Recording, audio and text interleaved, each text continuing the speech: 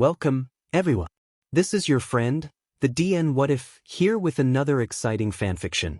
Today, we're diving into the story of what if Deku was accidentally added to the hero's secret group chat?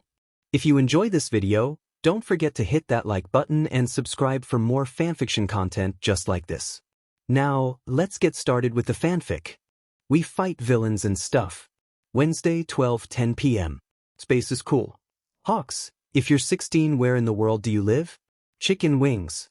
I live in my own apartment. Sniper, no sniping. By yourself?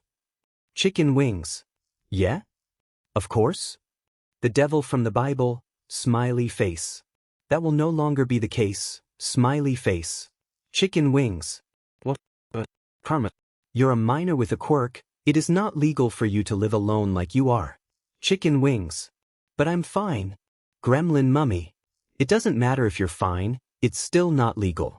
Chicken wings. That's bullshit. Hello kitty. I find it interesting that Karma said, minor with a quirk. Karma. Well, it's legal for a parent of a quirkless child to let their child more out and be a legal adult. Sure, they have to keep in contact with the child until 18, but the child is still seen as a legal adult. Though, both parties have to consent to this, and the child must be deemed ready to live alone. The parent can also allow the child to live with them and be seen as a child. It's rather strange, but it's the law. To be fair, a lot of laws are weird when it comes to quirkless people. My mom went with the first option. Thought she cut off all contact with me much before I turned 18. Scrumshy her. That's not legal. Karma. Nobody cared then, nor do they care now. Who would believe the quirkless child over the quirked adult anyway? Burnt chicken nugget. Karma. That's the reality for those without quirks. Chicken wings. What about quirked kids? Karma. Quirked children must be 18 before they're considered a legal adult. Until they turn 18, they must live with a legal adult. Since you are not yet a legal adult, Hawks, you will most likely be placed under the guardianship of a UA staff member for your safety. Burnt chicken nugget. Karm's Kuro just came out face with tears of joy. The devil from the Bible, smiley face. That is correct, Kuro Shirokuen. Smiley face. Scrumshy her. We'll take him. Bugs Bunny. I get that you have practically already adopted the idiot, but should you at least FING ask you spouses first? Human polygraph. I'm okay with it. Gremlin mummy. The devil from the Bible, smiley face. Are you okay with this, Hawks? Smiley face. Chicken wings. I get a say? Scrumshy her. Of course. We won't force you to go anywhere you don't want to go. If there's someone else you want to stay with, that's okay. Chicken wings. I want to go with you. Nowhere else I would want to go, honestly. Want to see some real speed beach. 1 down 3 to go, face with tears of joy. Bugs Bunny. Face with tears of joy. Sniper, no sniping. I'm an uncle. Officially. Hello kitty. Me too. CC lady. Goodness, we're ants. Laffy taffy. Yay. Gremlin mummy. Are you guys serious? Scrumshy her. Evergreen's next. And then you Karma. Karma. Honestly kinda scared. You know I'm a legal adult, right? Human polygraph. That won't stop her. Trust me. Scrumshy her. It won't. Slightly smiling face. Karma. I'm honestly just more scared, frog face. Tuesday, 4:05 p.m. Denim Daddy. Karma. You are aware that you spelled baddest wrong in your little end note, right? Karma. I was when I watched it. Denim Daddy. That was aired on so many news stations. Karma. I was tired, okay. We're lucky that was the only mistake. Also, I'm a super smart, but my spelling is shit sometimes. Chicken wings. Was that self-confidence I saw? CC lady. It was. Chicken wings. Yeah. Karma. Leave me alone, goblin. Burnt chicken wings. I'm glad you got at least some self-confidence. Karma. Go as eat gorilla dashing away. Some for them. Why are you so mean to Dobby? Loudly crying face. Wanna see some speed beach? Karma. You're so mean to Dobby. You're so mean to Dobby. Well, Dobby's a beach. Burnt chicken nugget. Someone's in a prickly mood. Karma. Of course I am. My day has been absolute bullshit. Chicken wings. What happened? Karma. Well, the usual. Someone blowing up my property because they hate me. Them telling me to take a swan dive off the roof and pray for a quirk in my next life. Getting attacked by a villain. The hero somehow losing said villain. The villain attacking the person who told me to kill myself. The heroes doing nothing to help the person. Me saving them. The hero that lost the villain coming back to save the day. So yeah, the usual. Gremlin mummy. Are you okay? Did the medics check you out? Karma. I'm in the hospital. Chicken wings. You actually went to a hospital? Bugs Bunny. I feel like there are other FING things we should be more focused. Karma. Well, my lungs were filled with a sludge so alien monster. Hold up what? Karma. Human polygraph. How long are you in the hospital for? Karma. Literally leaving right now. Karma attached an image. The image is off Karma's chest. He was wearing a black hoodie and he was making a peace sign with his hand. //. Honestly, the longest I've been in a hospital. Gremlin mummy. You had sheet in your lungs and you were already being discharged? When did you even get there? Karma. An hour ago. They legit had someone use their quirk on me and then sent me on my way. I feel like sheet. The other person is going to be there overnight for observation. Sniper no sniping. Then why the F are you leaving? Karma. I'm quirkless. Nobody gives a flying F what happens to me. One kiss is all it takes. You being quirkless is a terrible reason for you being treated properly. Any doctor who agreed to discharge you so early should have their license removed. Karma. There's not much I can do. Gremlin mummy. But there's a whole hell of a lot we could. Kid, you're in a group chat full of high-ranking heroes and well-respected cops. Some of them. And despite Sho being an underground hero, he's well-known and feared. Karma. It's fine, I really don't care. Human polygraph. But we do. Gremlin mummy. Yes we do. Karma.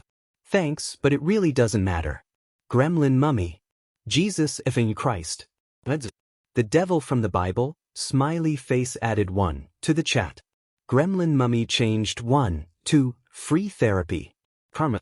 Who is that? Gremlin mummy. AFING therapist. Karma. Free therapy. Hello, I'm Inui Rio or Hound Dog. It's a pleasure to finally meet you, Karma. What's this I hear about you being told to kill yourself and being attacked by a villain? Karma. Double sheet. Chicken wings. Free therapy. I'll be talking to you later. In person. Chicken wings. Karma. Get F.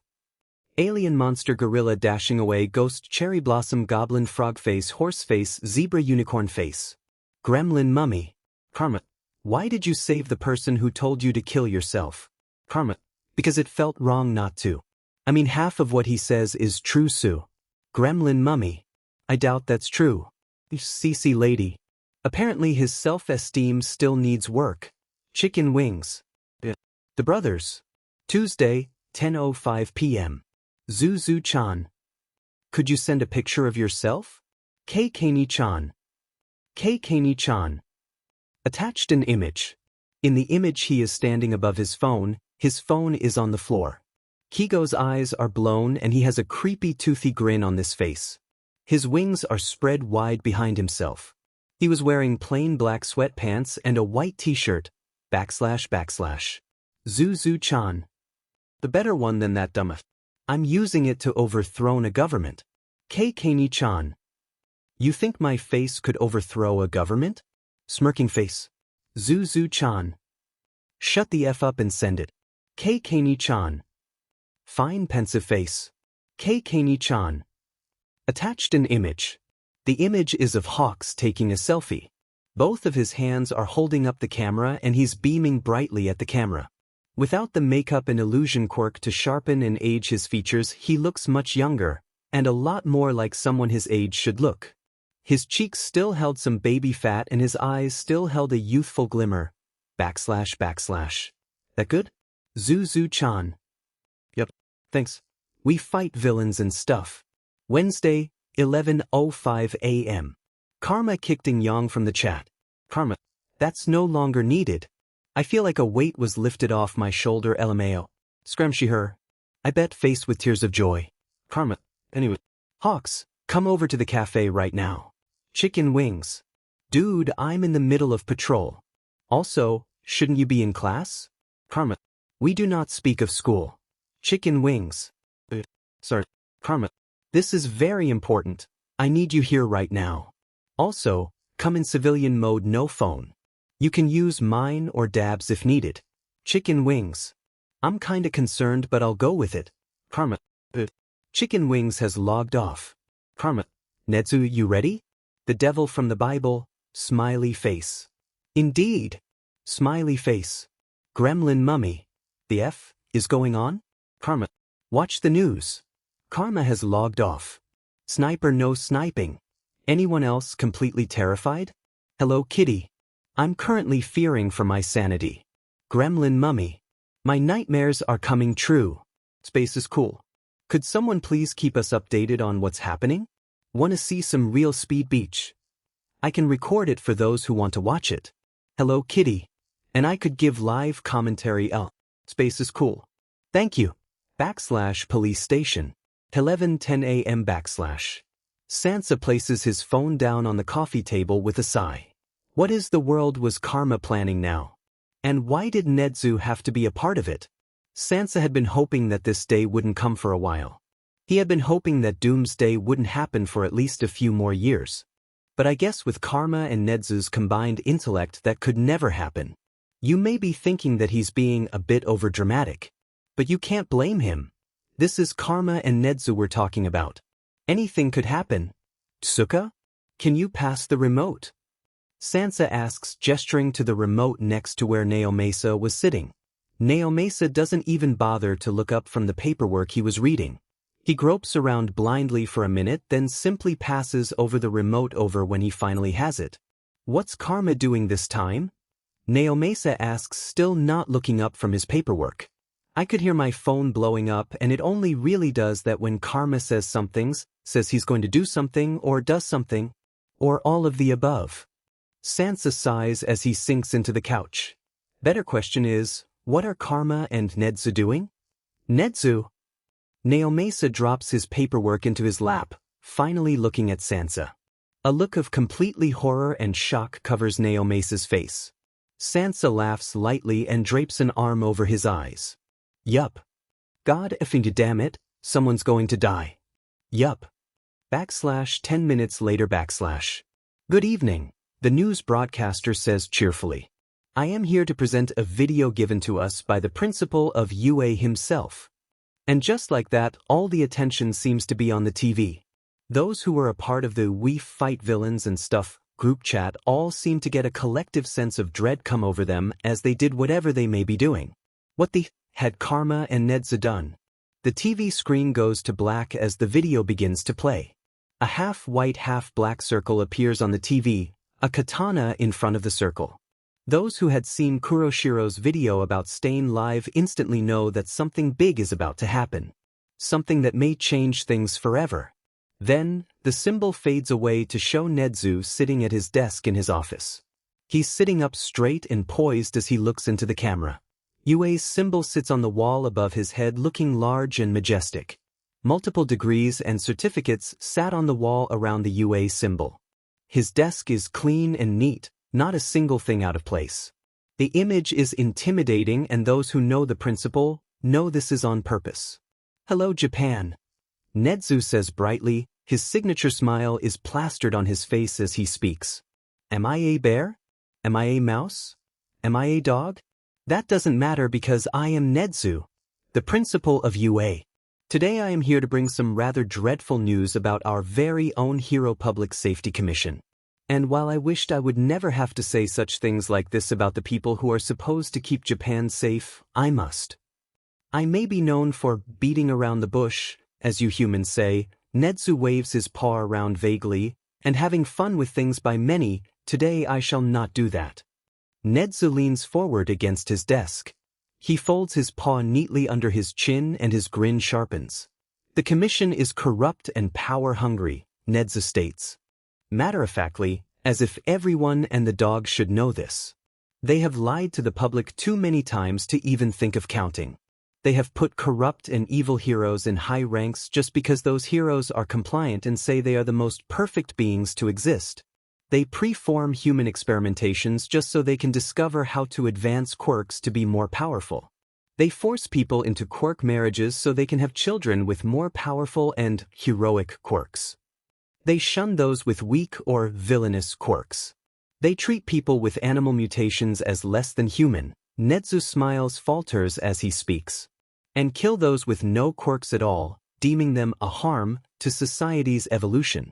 They push harmful bigoted ideals on those of the younger generations to mold people into thinking like them. They buy and steal children from their homes to train them to be the next perfect generations of heroes. Now, you may be doubtful of this information, which is understandable, but I'll have you know that some of your favorite pro-heroes back up my claims. Netsu leans back in his chair and holds his paws out in front of himself and a look at this manner. The screen changes to show present Mike and All Might sitting on a couch together. They're on opposite ends of the couch. All Might is hunched forward and trying to make himself smaller so he doesn't squish Mike. And Mike is leaning comfortable against the armrest of the couch. Both men look slightly uncomfortable with the arrangement, and you could practically see the want for a bigger couch on their faces. The commission is rather prickly about independent heroes, you know, Mike says, sounding annoyed. They're constantly on me about joining one of their hero teams. It's pretty annoying. All Might straighten up, somehow looking both excited and frustrated at the same time. They used to get on me about being an independent hero. All Might exclaims. It wasn't until I created my own hero agency that they stopped. And even then, they still want me to join a team. It's really frustrating. Mike agrees. The screen changes again. This time Endeavor is seated on the couch. His arms are crossed as he scowls unhappily at something behind the camera. His foot is tapping impatiently on the ground. He looks much more angry than usual and like he would rather be anywhere else. His flames flicker around him dangerously as he speaks. The commission forced me and my wife into a quirk marriage. Endeavor exclaims angrily. They wanted us to have a kid with the perfect quirk. While I do love my wife, we used to hate each other. We were very lucky our children turned out as good as they did. Someone behind the camera speaks up. That's horrible. It is. Endeavor grumbles in agreement. Me and Redacted / were constantly arguing and screaming at each other in the beginning. Couldn't even stand to look at each other.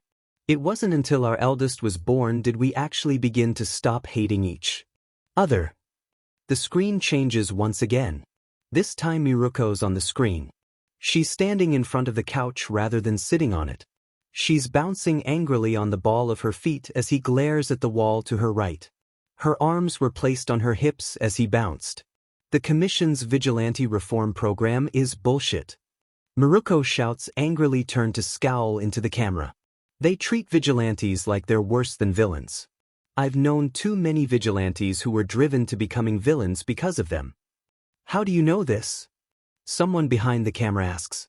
Before I went to my hero school, I did a little vigilanteing, Miruko states unabashedly, a tiny smirk on her face.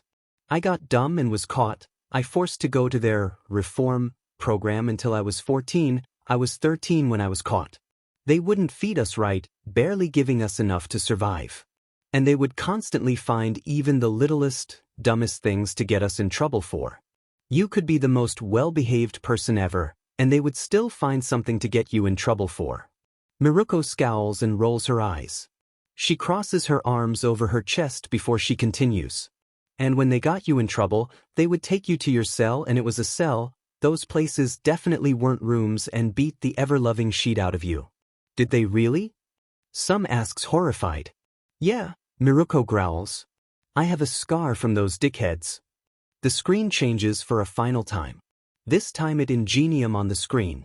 He looks slightly nervous as he sits on the couch, his helmet placed neatly on his lap. He's smiling nervously at the camera. The Hero Commission doesn't really like me much, Ingenium says sheepishly. He lets out a nervous chuckle as he rubs the back of his neck. They think me and my family's quirks are too weak and easy to overcome. Did they say that to you? Someone questions. Yeah. They said it in front of my little brother too. Ingenium scowls at that.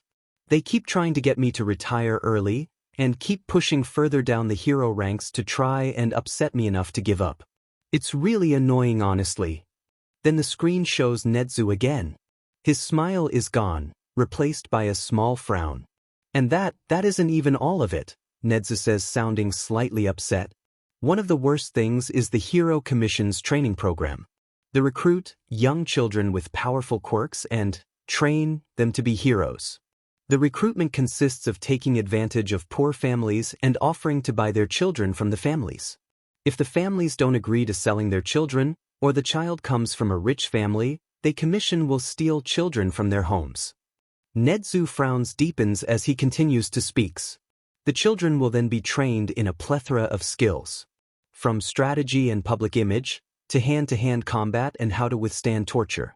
They will put children through horrible and unthinkable acts for our protection.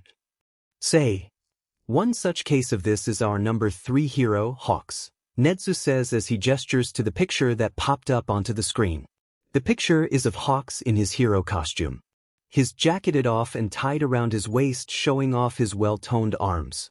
His hands are on his hips and he's grinning as he talks to Endeavor. He looks like he's in his early 20s and has the height to go with it. Hawks is hovering above the ground, his wings mid-flap. His hair was being tousled by the wind as he talks to the older hero. Hawks was bought from his mother at the age of 6, Nezu states. Like all the other children, the commission trained him the same way they trained all the other children. Though Hawks' training included suppress his bird-like instincts that came with his quirk. Hawks would get severely punished anytime he even acted on his instincts even a little. Nezu growls lowly as he glares deeply at the camera, like the ones watching this were the reason Hawks was treated so badly. This isn't even the worst of it, Nezu says angrily. Hawks' first day out on the field was when he was aided by makeup and an illusion quirk. Hawks has been able to hide his true age from us all this time. At this moment, Hawks is still a child. He should not even be out of a hero school yet. Nezu gestured to another picture that popped up on the screen. The picture is clearly of Hawks. Though he looks much younger. Hawks is taking a selfie. Both of his hands are holding up the camera and he's beaming brightly at the camera. Without the makeup and illusion quirk to sharpen and age his features, he looks much younger, and a lot more like someone who's only 16 should look like. His cheeks still held some baby fat and his eyes still held a youthful glimmer. Hawks is being forced to do stunts grown adults struggle with on a daily basis, Nezu says. He is forced to work long hours, much too long for a child his age, with no breaks. This goes against all the child labor laws Japan has. Nezu leans forward once more, his smile back on his face. At the moment this recording is being played, Nezu says gleefully. Forces of highly trusted heroes are storming commission buildings and taking down major commission members. Nezu's smile grows sharper, showing off sharp, sparkling fangs. The dark, evil glint shines in Nezu's eyes as he continues to speak. I am very sure that right now the Hero Public Safety Commission is rather mad. Well, let me just say this, Commission President, you will not be getting anywhere near young Hawks. He is under me and my colleagues' protection. If you even think of harming him ever again, you will regret it. Nezu leans back once more, looking relaxed and calm. I have rather enjoyed our mind battles, President, but you should have known from the beginning you never would have won against the smartest mammal on the planet.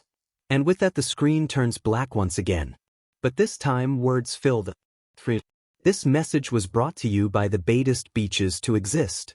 The great vigilante spy Karma who gathered all our info. Kuroshiro, the speech writer and video editor. Nezu, the speech deliverer and speech editor. This couldn't be done without us. Some random person. Thank you Karma, Kuroshiro and Nezu. You guys are badass. You're welcome random person. Anyway, Karma out. Get FED Hero Public Safety Commission. This is for hurting my bestie Hawks. And then the video cuts off completely. / in Dobby's cafe. 11:35 a.m. / Was the message at the end really necessary? Dobby questions. He's the first to break the silence that had been looming over the cafe at the end of the broadcasting. "Oh, absolutely," Izuku states with a smirk. He then turns to Kigo. Kigo stares at the TV, jaw dropped. His mouth was opening and closing repeatedly as he tried to say something but couldn't quite get it out. Suddenly his shoulders start to shake as a laugh bubbles out from his mouth. He laughs loudly, falling backwards into the couch as he drapes an arm over his face to cover his eyes. Then slowly his laughter turns to sobs as he hunches forward, curling into himself. His right head rubs almost painfully against his eyes as he tries in vain to stop the never-ending flow of tears. His other hand reaches and grabs onto Izuku's left wrist. "It's okay," Izuku mumbles as he places his free hand on Kigo's shoulder. "They're going to be so sad." Hawks exclaims through sobs, his hand gesturing vaguely at the TV. "They won't be able to get to you, we won't let them," Izuku reassures. "Nedzu is coming over here as we speak to take you to UA, and pro heroes are storming commission buildings at this very moment. You won't have to worry, Kei." "You're an idiot," Kigo says, glaring at Izuku. Though, under the rather fierce glare, Izuku could see genuine fear in his eyes. And he could feel the shake of Kigo's hand where it gripped his wrist. "Why didn't you say anything?" What the F is wrong with you?" "They could. What if they do something to you?" "They won't be able to. The only time Karma has been seen out is when I'm undercover, and even Dabi doesn't really recognize me then. And Kuro talks to people only through email. And trust me, no one is going to be able to get to him through his email. Everything will be fine. I'll be fine. You'll be fine. We'll all be fine." Izuku smiles, tightening his arm around Kigo's shoulder and shaking him slightly. Kigo sighs and lets his head onto his knees. "God, you're an idiot," Kigo laughs through tears. Kigo then turns and wraps his brother in a hug, still not letting go of Izuku's wrist. "I know, but you love me." "Of FING course." Izuku smiles softly at Kigo. "We should get a snack," he states as he stands. "I know the perfect one." "Oh, and what's that?" Kigo questions. "Frozen corn." "Excuse me?" "We fight villains and stuff." Wednesday, 11:35 a.m. "Karma, you know what the best snack is?" "Frozen corn." "Karma just introduced me." "Hawks. Read. Just grab that sheet straight from the freezer, throw it in a bowl and boom. Perfect snack, alien monster." "Karma, space is cool." "Guys." "Karma. What?" "Karma, space is cool. You can't just come in here like that after the bombshells that were just dropped." Loudly crying face. "Burnt chicken nuggets. They did it on purpose. They're giggling like idiots right now." "Karma. Karma was right. Ignoring and joking about trauma helps." "Hawks. Human polygraph. Therapy. Therapy for both of you." "God F damn it. Gremlin mummy. We need hound dog in the chat or something." "Karma. We angered our fathers." "Hawks. Oops. Sorry." "Karma. Sorry fathers. We'll stop." "Hawks. Yes, we'll stop." "Karma. Gremlin mummy. What the hell are we going to do with you two?" "Sniper, no sniping. It's your fault for choosing the traumatized ones. Wanna see some real speed beach?" I mean, what sane person would have full-blown conversations with themselves?" "Karma. Beach, you don't even know the half of it. Cherry blossom goblin ghost." "Karma. Got that right, man." Face with tears of joy. Hawks chapter text. We fight villains and stuff. Wednesday, 12:10 p.m. Space is cool. Hawks, if you're 16, where in the world do you live? Chicken wings. I live in my own apartment. Sniper, no sniping. By yourself? Chicken wings. Yeah? Of course. The devil from the Bible, smiley face. That will no longer be the case, smiley face. Chicken wings. What? Karma. You're a minor with a quirk. It is not legal for you to live alone like you are. Chicken wings. But I'm fine. Gremlin mummy. It doesn't matter if you're fine, it's still not legal. Chicken wings. That's bullshit. Hello Kitty. I find it interesting that Karma said, minor with a quirk. Karma. Well, it's legal for a parent of a quirkless child to let their child more out and be a legal adult. Sure, they have to keep in contact with the child until 18, but the child is still seen as a legal adult. Though, both parties have to consent to this, and the child must be deemed ready to live alone. The parent can also allow the child to live with them and be seen as a child. It's rather strange, but it's the law. To be fair, a lot of laws are weird when it comes to quirkless people. My mom went with the first option. Thought she cut off all contact with me much before I turned 18. Scrumshy her. That's not legal. Karma. Nobody cared then, nor do they care now. Who would believe the quirkless child over the quirked adult anyway? Burnt chicken nugget. Karma. That's the reality for those without quirks. Chicken wings. What about quirked kids? Karma. Quirked children must be 18 before they're considered a legal adult. Until they turn 18, they must live with a legal adult. Since you are not yet a legal adult, Hawks, you will most likely be placed under the guardianship of a UA staff member for your safety. Burnt chicken nugget. Karm's Kuro just came out face with tears of joy. The devil from the Bible, smiley face. That is correct, Kuro Shirokuen. Smiley face. Scrumshy her. We'll take him. Bugs Bunny. I get that you have practically already adopted the idiot, but should you at least ask you spouses first? Human polygraph. I'm okay with it. Gremlin mummy. The devil from the Bible, smiley face. Are you okay with this, Hawks? Smiley face. Chicken wings. I get a say? Scrumshy her. Of course. We won't force you to go anywhere you don't want to go. If there's someone else you want to stay with, that's okay. Chicken wings. I want to go with you. Nowhere else I would want to go, honestly. Want to see some real speed beach. 1 down 3 to go, face with tears of joy. Bugs Bunny. Face with tears of joy. Sniper no snipin'. I'm an uncle. Officially. Hello Kitty. Me too. CC lady.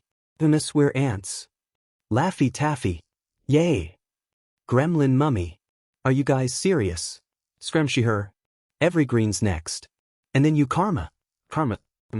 Honestly kinda scared. You know I'm a legal adult, right? Human polygraph. That won't stop her. Trust me. Scrumshy her. It won't, slightly smiling face. Karma. I'm honestly just more scared, frog face. Tuesday, 4:05 p.m.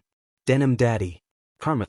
You are aware that you spelled baddest wrong in your little end note, right? Karma.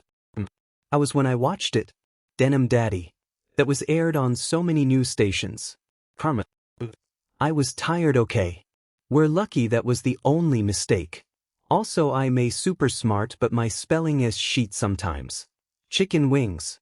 Was that self-confidence I saw? CC lady. It was. Chicken wings. Fya. Karma. Leave me alone, goblin. Burnt chicken wings. I'm glad you got at least some self-confidence. Karma. Go as eat gorilla dashing away. Some for them. Why are you so mean to Dobby? Loudly crying face. Wanna see some speed beach? Karma. You're so mean to Dobby, you're so mean to Dobby. Well, Dobby's a beach. Burnt chicken nugget. Someone's in a prickly mood. Karma. Of course I am. My day has been absolute bullshit. Chicken wings. What happened? Karma. Oh, the usual. Someone blowing up my property because they hate me. Them telling me to take a swan dive off the roof and pray for a quirk in my next life. Getting attacked by a villain. The hero somehow losing said villain. The villain attacking the person who told me to kill myself. The heroes doing nothing to help the person. Me saving them. The hero that lost the villain coming back to save the day. So yeah, the usual. Gremlin mummy. Are you okay? Did the medics check you out? Karma. I'm in the hospital. Chicken wings. You actually went to a hospital? Bugs Bunny. I feel like there are other FING things we should be more focused. Karma. Well, my lungs were filled with sludge, so alien monster. Some of them. Hold up, what? Karma. Human polygraph. How long are you in the hospital for? Karma. Literally leaving right now. Karma attached an image. The image is off Karma's chest. He was wearing a black hoodie and he was making a peace sign with his hand. //. Honestly, the longest I've been in a hospital. Gremlin mummy. You had sheet in your lungs and you were already being discharged? When did you even get there? Karma. An hour ago. They legit had someone use their quirk on me, and then sent me on my way. I feel like shit. The other person is going to be there overnight for observation. Sniper no. Sniping. Then why the F are you leaving? Karma. I'm quirkless. Nobody gives a flying F what happens to me. One kiss is all it takes. You being quirkless is a terrible reason for you being treated properly. Any doctor who agreed to discharge you so early should have their license removed. Karma. There's not much I can do. Gremlin mummy. But there's a whole hell of a lot we could. Kid, you're in a group chat full of high-ranking heroes and well-respected cops. Some of them. Yeah. And despite Sho being an underground hero, he's well-known and feared. Oh. Karma. It's fine, I really don't care. Human polygraph. But we do. Gremlin mummy. Yes we do. Karma. Thanks, but it really doesn't matter. Gremlin mummy. Jesus effing Christ. That's it. The devil from the Bible, smiley face added 1 to the chat. Gremlin mummy changed 1 to free therapy. Karma. Who is that? Gremlin mummy. AFING therapist. Karma. Free therapy. Hello, I'm Inui Rio or Hound Dog. It's a pleasure to finally meet you, Karma. What's this I hear about you being told to kill yourself and being attacked by a villain? Karma. Double sheet. Chicken wings. Free therapy. I'll be talking to you later. In person. Chicken wings. Karma. Get F. Alien monster gorilla dashing away ghost cherry blossom goblin frog face horse face zebra unicorn face. Gremlin mummy. Karma. Why did you save the person who told you to kill yourself? Karma. Because it felt wrong not to. I mean, half of what he says is true, Sue. Gremlin mummy. I doubt that's true. CC lady. Apparently his self-esteem still needs work. Chicken wings. Yeah. We fight villains and stuff. Tuesday, 12:05 p.m. Bugs Bunny. I always thought that like Kuro and Dobby were best friends, and Karma and Hawks were best friends. But now that I've FING realized that Karma and Kuro are the same FING person, I don't know what to think. Hello Kitty. So Karma, if you had to choose between Dobby and Hawks as your best friend, who would it be? Tuesday, 4:10 p.m. Karma. If you're going by personas, yes, Karma and Hawks are besties and Kuro and Dabs are besties. But if just plain old me, it's Hawks all the way. Chicken wings. F yeah. Burnt chicken nugget. I feel hurt. And betrayed. And upset. And deceived. And distressed. And wounded. And offended. And I ran out of words. But you get the idea. I thought we had something Karms. I thought you felt the same way. But I guess not. I'll just leave now. Karma. Mature human torch. Tuya is playing his breakup playlist. Which is strange because the last time I checked he isn't in a relationship. Never mind. I now know why he's playing it. Karma. Your son is dramatic AF. Mature human torch. He is. Burnt chicken nugget. If I can't be close to you, I'll settle for the ghost of you. I miss you more than life. Karma. You're acting like I said I hated you and never wanted to see you again. Wednesday, 4:05 p.m. Karma. Tell me why I need to be judged by people because of how I eat things. So, what if I eat the icing off of the cake and then eat the cake? So, what if I eat the filling of a pie before I eat the crust? So, what if I don't like anything but cheese on my burger? So, what if I don't want my food touching? Stop being an a-hole and let me eat in peace. I mean, I personally think the people who judge me are insane for some of the things they do to their food, but I don't FING say it. Off and leave me and my food alone. Gremlin mummy. Exactly. Said better than I ever could. Karma. Another F thing. Why the hell is eating a group activity? And why am I expected to talk? Why can't people just let me eat in FANG peace? And people are always chewing so loud, it disgusts me. Crying emoji. Gremlin mummy.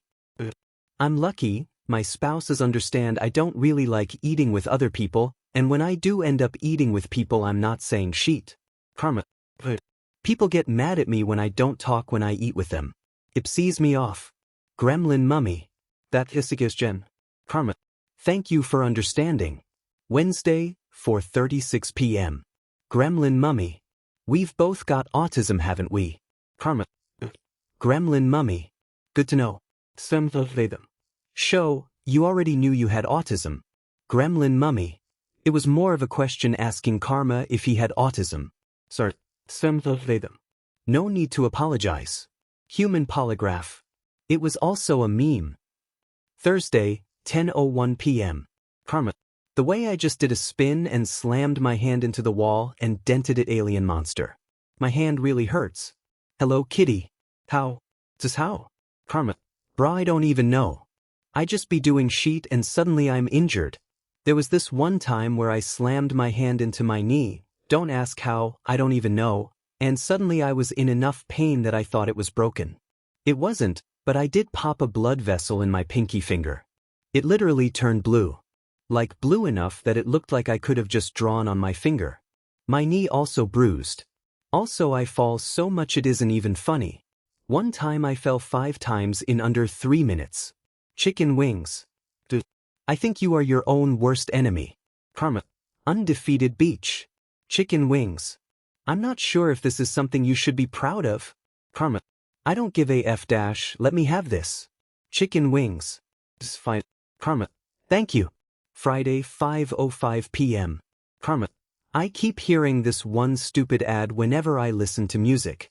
It's of this stupid celebrity that I actually really like. But that isn't the point. The point is the ad is of some stupid, smart water, or some sheet. And the celeb drinks the water while the ad is happen. Normally that would be fine. But every time he drinks I hear an annoying gulp gulp gulp, then a gasp. And it's super F loud and it pisses me off so much, and I swear to God if I hear that AD again, I'm throwing my computer out the window. I get that it's an audio AD. But that gulping is too much. Way too much. Chicken wings. You feel rather strongly about this ad. Laffy Taffy. Karma. Why don't you take a minute, Karma? Karma. Horse face, zebra, unicorn face, alien monster, goblin, cat face, dragon, mouth, goggles, cat face, bust in silhouette, person shrugging, male sign, musical notes, frog face, goblin, cherry blossom, ghost, gorilla, dashing away, alien. Mouth, jack-o'-lantern, honeypot, alien goggles, one-piece swimsuit. Saturday, 12:56 a.m. Karma. Shoyuta. No socks or...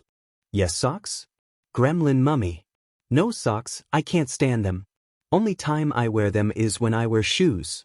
Because I hate the feeling of shoes without socks more than socks. What about you? Karma. Unless, like you, I'm wearing shoes. Gremlin mummy. Glad we agree. Bed or phone off before Zashi and now come for both our buttes. Karma. Night show Yuta. Gremlin mummy. Good night, Carms. Saturday, 1:35 a.m. Karma. Hey kids. It's time to have fun. Ready, set, go. AUTISM. Autism. Gremlin mummy. Go to bed, Karma. Karma. Karma has logged off. Saturday, 10:05 a.m. Sniper no sniping. First off, Karma and Shokuin, you two need better sleep schedules. Shokuin, I know you had off last night. Second off, I know Karma and Shoyuta both have autism, but are there any more neurospicy people? Karma. First off, it's called insomnia. Second off, I also have ADHD. I have autism, ADHD, anxiety, and depression. Bugs Bunny. I have a feeling you need a sheet ton of therapy. Karma. Too expensive. Free therapy. Look at my name. Karma. I also just don't like talking about my feelings that deeply. Chicken wings. I have ADHD. I also have ADD. Laffy Taffy. Brah, I also have ADD. Karma. There are too many extroverted people with ADHD here. Laffy Taffy. We're taking over the world. Karma. God no. Gremlin mummy. At least we have each other, Carms. Chicken wings. Don't let him fool you. He's a very wild person when you're close to him. Karma. Not in the way you are. I understand when to chill out most of the time. And I'm just a quiet person. I can practically feel you narrowing your eyes at the screen. Chicken wings. You are one of the craziest people I've met. Karma. It's half and half. Depends on how depressed I am. Chicken wings. You need therapy. Karma. I have a therapy dog on my butt about that. Free therapy. Indeed. Karma. Look at what you've done, show. You've forced me to face my trauma. Chicken wings. When was the last time you slept? Karma. It's that noticeable? Chicken wings. No, I just know you. Now, answer the question. Karma. I just took like a 30 minutes power nap. And before that? Karma. I'm being interrogated, alien monster. Human polygraph. Stop avoiding the question. When was the last time you got a good night of rest? Gremlin mummy. Not just 30 minutes or a few hours long. Karma. I'm being ganged up on. The last time I got a good solid 8 hours of sleep was Thursday. Every day since then has been like only naps. One kiss is all it takes. Karma-kun. That is not healthy. For most adults, at least 7 hours of sleep each night is needed for proper cognitive and behavioral functions.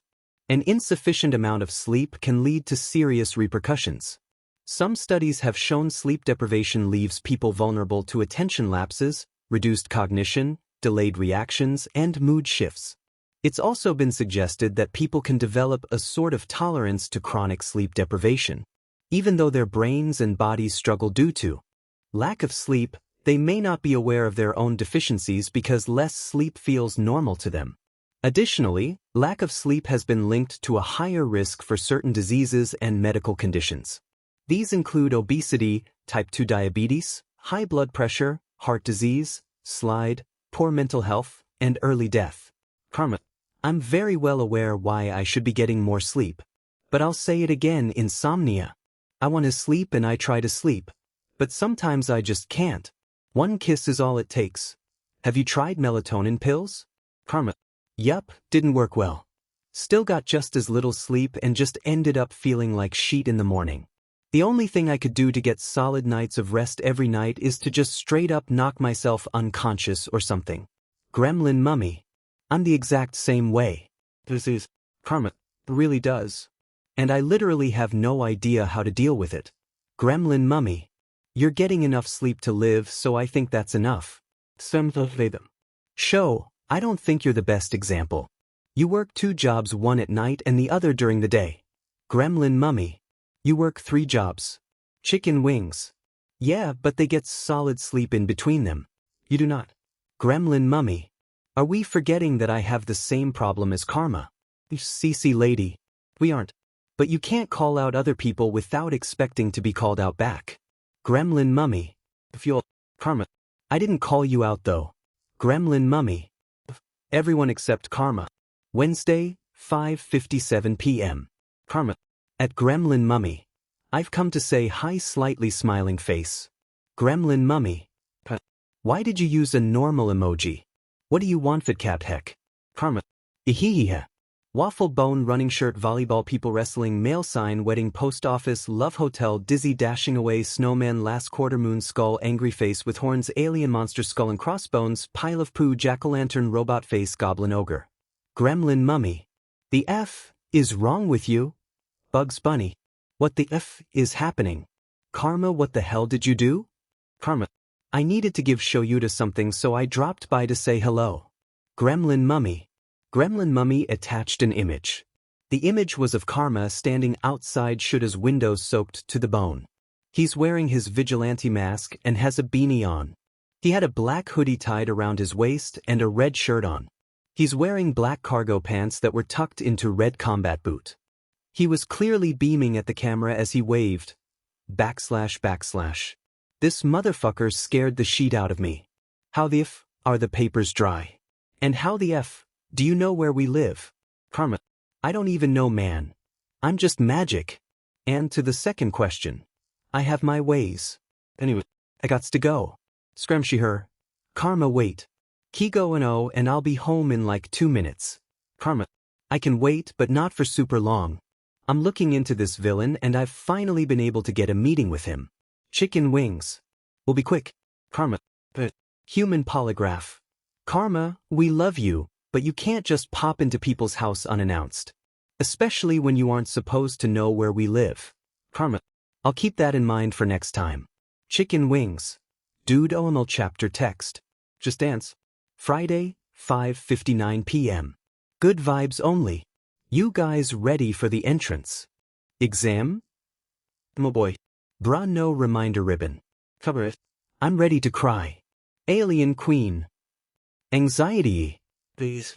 Good vibes only. Guys, don't stress too much. Y'all are super strong and smart. You'll make it in. Just remember to use your brain. Me boy. Are we allowed weapons in the hero course entrance exam? Cover it. I have no clue. It doesn't say anything about it on the website. Oh boy. Give me a moment. I'll email Netsu. Alien Queen. Wait, hold up. Good vibes only. Don't. That animal is terrifying. Oh boy. Doubt that. I'ma do it. Alien Queen. Oh boy. I'm emailing them. Smart peeps. Friday, 6:05 p.m. Smart Green Peep. Question. Are weapons allowed to be brought to the heroics entrance exam? I didn't see anything about weapons on the website when I looked. Smart Animal Peep. That was on purpose. I was curious to see who would be brave enough to contact me. Smiley face. No outside weapons are allowed to be brought to the entrance exam. Smiley face. Smart Green Peep. Awesome. Thanks. Just Dance. Friday, 6:09 p.m. Oh boy. Weapons are not allowed to be brought to the entrance exam. But Netsu, said nothing about making weapons while in the entrance exam. Alien Queen. So what do you suggest? Oh boy. I'm very glad you asked. We could very well bring things into the exam to help us make weapons while there. For example, tape, chemicals, rope, and more. Since they are not yet weapons, and some just aren't weapons to begin with, this will not break any rules. Good vibes only. Explain the chemicals to me. Oh boy. Well, some chemicals are highly reactive and when mixed they can, go boom. Cover it. You scare me sometimes. Alien Queen. Same here. Oh boy. It only took one quick Google search. It really wasn't hard at all. There's also this awesome book I want to get called The Arsonist's Cookbook or something. Cover it. It's not the fact that it was easy to find. It's the fact that you wanted to know in the first place. I don't know about you guys, but personally I've never wanted to know how to make a bomb. Alien Queen. I haven't either. Good vibes only. I haven't either. Oh boy. You were just telling me about the bomb you made. Let me rephrase that slightly. You were just bragging about the bomb you made. Good vibes only. That's different and you know it. I had adult supervision.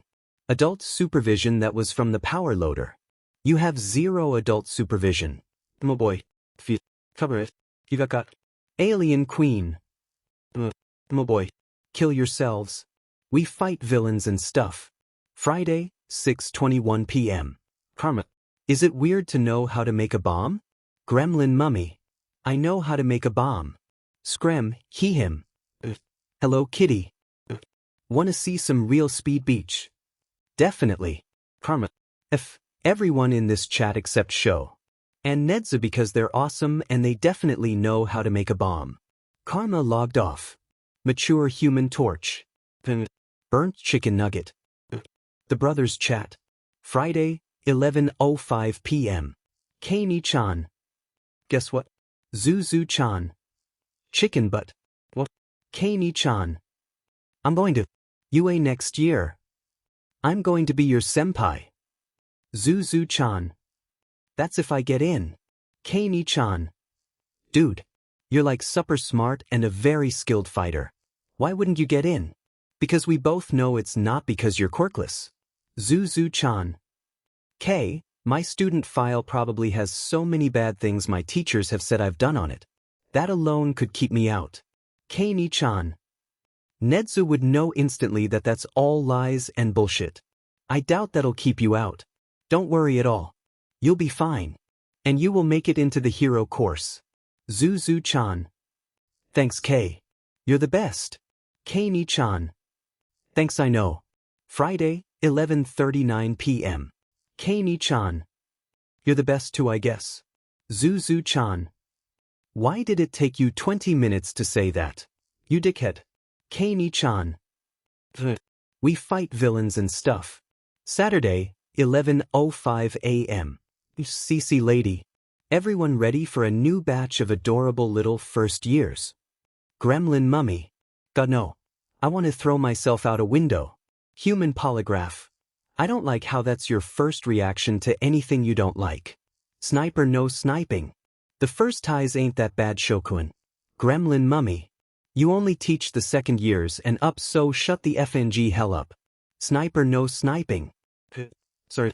Diggy mole mole man. I'm praying I don't get another Fukukado Kento. Laffy Taffy. What's wrong with my sweet little angel Ken Ken? Diggy mole mole man. You know he is anything but sweet. He made some kind of bomb at least once a month. Karma. I like this Kento kid. Diggy mole mole man.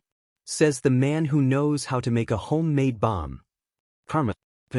Someone woke up with an Sparkles attitude Sparkles. Diggy mole mole man.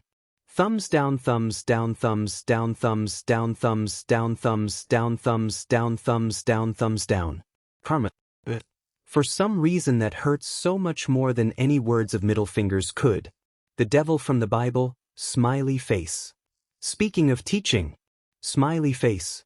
Karma, Enjikun I wish to speak with you too, smiley face. Karma. I don't want to deal with demon children. Diggy mole mole man. Ha. The on that. Akfikakank. The devil from the Bible, smiley face. Karma, you would only be officially offered the position once you have a license, smiley face. Karma. Still no. I just effed the children up. Plus they'd never take a quirkless person seriously. Especially free therapy. Karma, is there perhaps some trauma due to something a teacher has said or done to you? Karma. We'll talk about my tramua later. Free therapy. I'm glad. Screm, he him. Nedzu, Karma's already trying to get a degree. I'm sure he doesn't need to stress out about another. The devil from the Bible, smiley face. They are degrees in quirk analysis and general analysis. And he already has them as of a few hours ago. Smiley face. Gremlin mummy. Congratulations Karms. Human polygraph. Good job Karma. Screm, he him. My baby boy is so smart. Great job Karma. Chicken wings. OMG, why didn't you tell me? That's amazing Karma. Good job. CC lady. Good job. Laffy Taffy. You're awesome Karma. Gremlin mummy. I'm proud of you Karms. Screm, he him. Me too. Human polygraph. I am proud of you. Burnt chicken nugget. Burnt chicken nugget attached a video. The video is of Karma screaming into a pillow. His ears are bright red. //. He's so embarrassed rolling on the floor laughing rolling on the floor laughing rolling on the floor laughing rolling on the floor laughing rolling on the floor laughing rolling on the floor laughing. He's crying. Burnt chicken nugget attached a video. The video is of a scared head patting Karma's shoulder as he sobbed into his pillow. It's okay man, Dobby says soothingly. It wasn't quite soothing though, due to the fact that it was very clear Dobby was trying not to laugh. They said they were proud of me. Karma sobs in a high-pitched, strangled voice. That's what we untraumatized people like to call affection. I don't know if you've heard of it. Suddenly Dobby is screaming and falling backwards as Karma pulls out a gun and points right at Dobby's head. //. Beaming face with smiling eyes, disappointed face. Chicken wings. One of these days it's going to be a real gun. Burnt chicken nugget. I'm vigilante, I've been shot more than once. I may have forgotten that my father is in this group chat. Mature human torch. We will be talking later about why I'm only finding this out now. But first, Nedzu, what did you want to speak with me about? The devil from the Bible, smiley face. Do you have your teaching license? Smiley face. Mature human torch. I get it officially at the end of the day. The devil from the Bible, smiley face. Good. Smiley face. Then at the start of the next school year you will be class 1 BS homeroom teacher. Smiley face. And assisting All Might with heroics until he finishes getting his license. Smiley face. Scream, he him. What?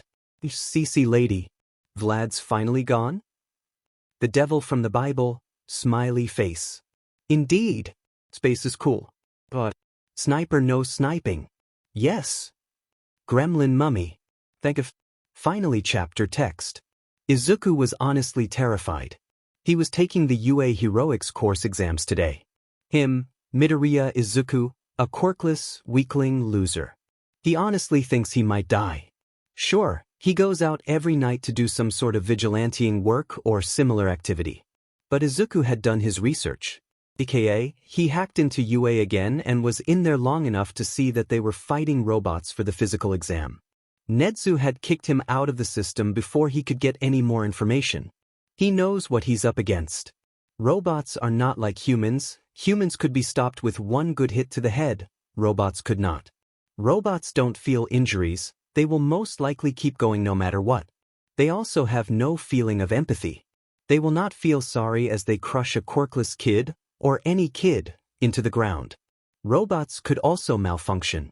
One minor mistake in the code could lead to mass destruction and the injury or death of any of the children taking this exam. Untrained children who would most likely not be able to think properly in a high-stress, near-death experience. The child could panic and be killed, and that would just be traumatizing. Okay, so maybe Izuku was overthinking just a little, but he couldn't help it. He was an overthinker to a fault. It's a part of him at this point. At least as an overthinker he would be prepared. But there's always the possibility that he didn't think of something. And if he didn't think of something, then that means he didn't have a plan for it. And if he doesn't have a plan, then he would have no clue what to do or how to react. And it will all just fall apart and he wouldn't pass the exam and he could just kiss his dreams of being a legal pro-hero goodbye. God, he was doomed. Zuzu. Mina shouts in Izuku's face, making him jump, his hand flailing in front of himself. Mina grabs his forearms and shakes him. You are stressing out over nothing. Calm yourself. Izuku groans loudly as he lets his head fall forward. This isn't nothing. Izuku exclaims, throwing his arms into the arm. This is the UA. The best hero school since forever. Zuku, Nito huffs, swatting Izuku's head. You'll do fine. You are super smart, so I doubt you'll have trouble with that stuff. Also, I've seen you fight. You are amazing, even if it's a little dirty. Nito smirks over at him and starts pushing him towards the entrance of you. Plus, you gave us that killer advice about all those weapons. You'll be okay. You just need to take deep breaths and focus. You're very good at something when you put your mind to it. Mina nods eagerly. Yeah. You can so easily overcome challenges that it's not even funny. Izuku takes a deep breath and slumps against Nito's arm. Thanks, guys. Mina pats Izuku's head with a grin. Anytime, babe. What Mimi said. It's silent for a moment before Nito whips his head to face Izuku, who is still hanging off his arm. I would like you give you an idea to pass the entrance exam. Really? Izuku asks, his eyebrows furrowing. Up. Since you gave us so many ideas, I wanted to give you one. I think you should use all that internalized rage that has been building up in that tiny body of yours. Izuku punches Nito in the arm harshly, that only succeeds in making Nito grin. Use all that rage and directed it at the robots. It would be a good way to get it all out without risking killing someone. Izuku frowns lightly. I wouldn't kill someone. Not right now, you wouldn't, Nito agrees.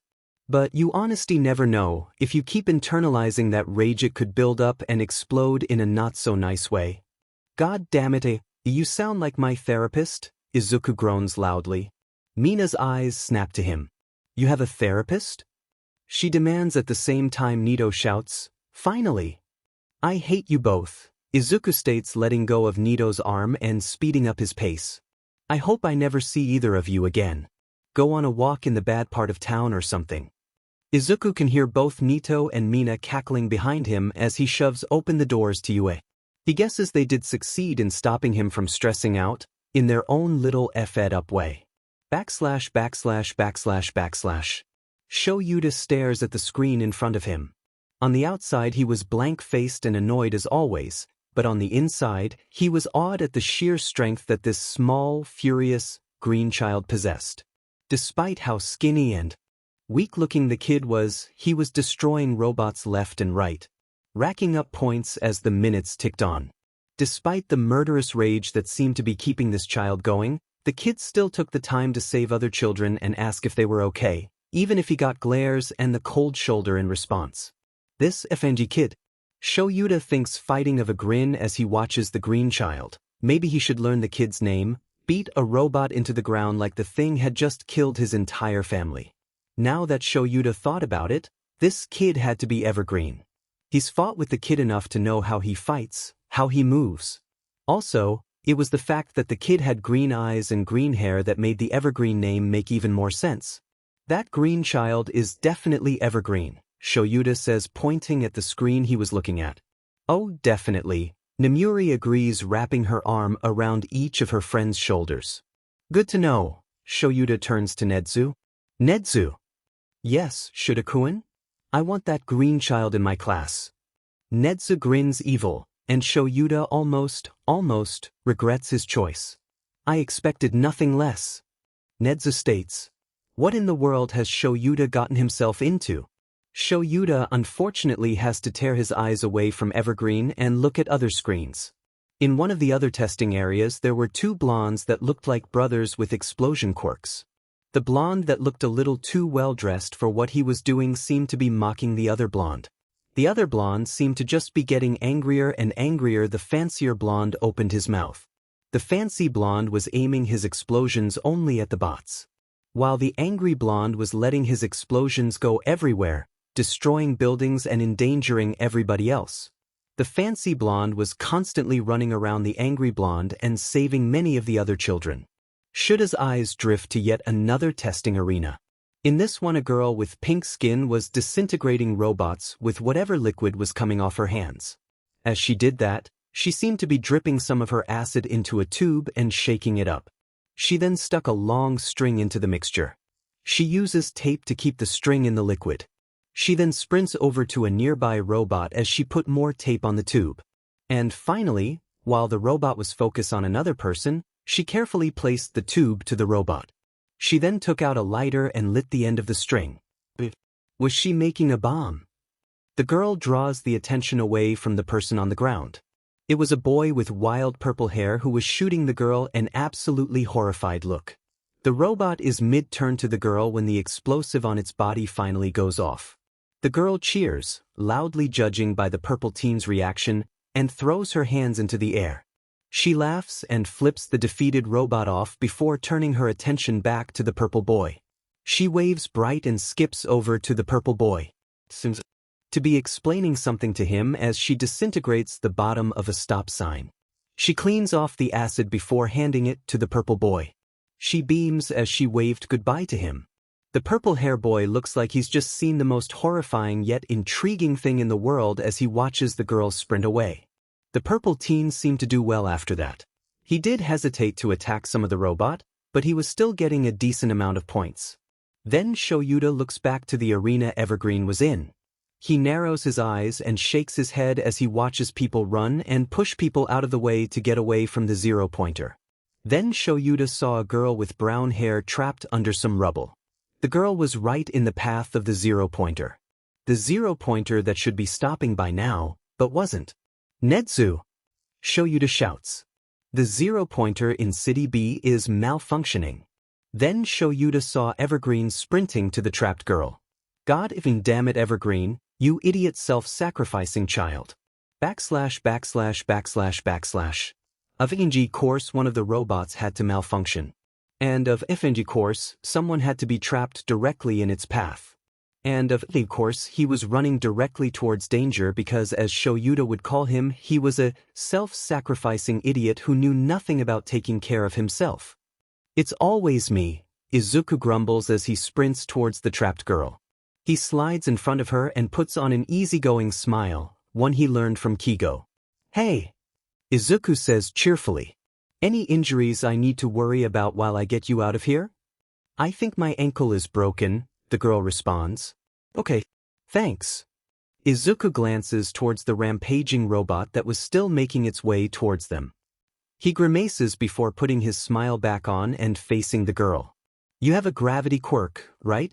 Could you by any chance use it on this rock? No, the girl says miserably. I've reached my limit. That's okay, Izuku reassures. That just means you're going to have to chill out here for a moment while I take care of that little robot problem we have.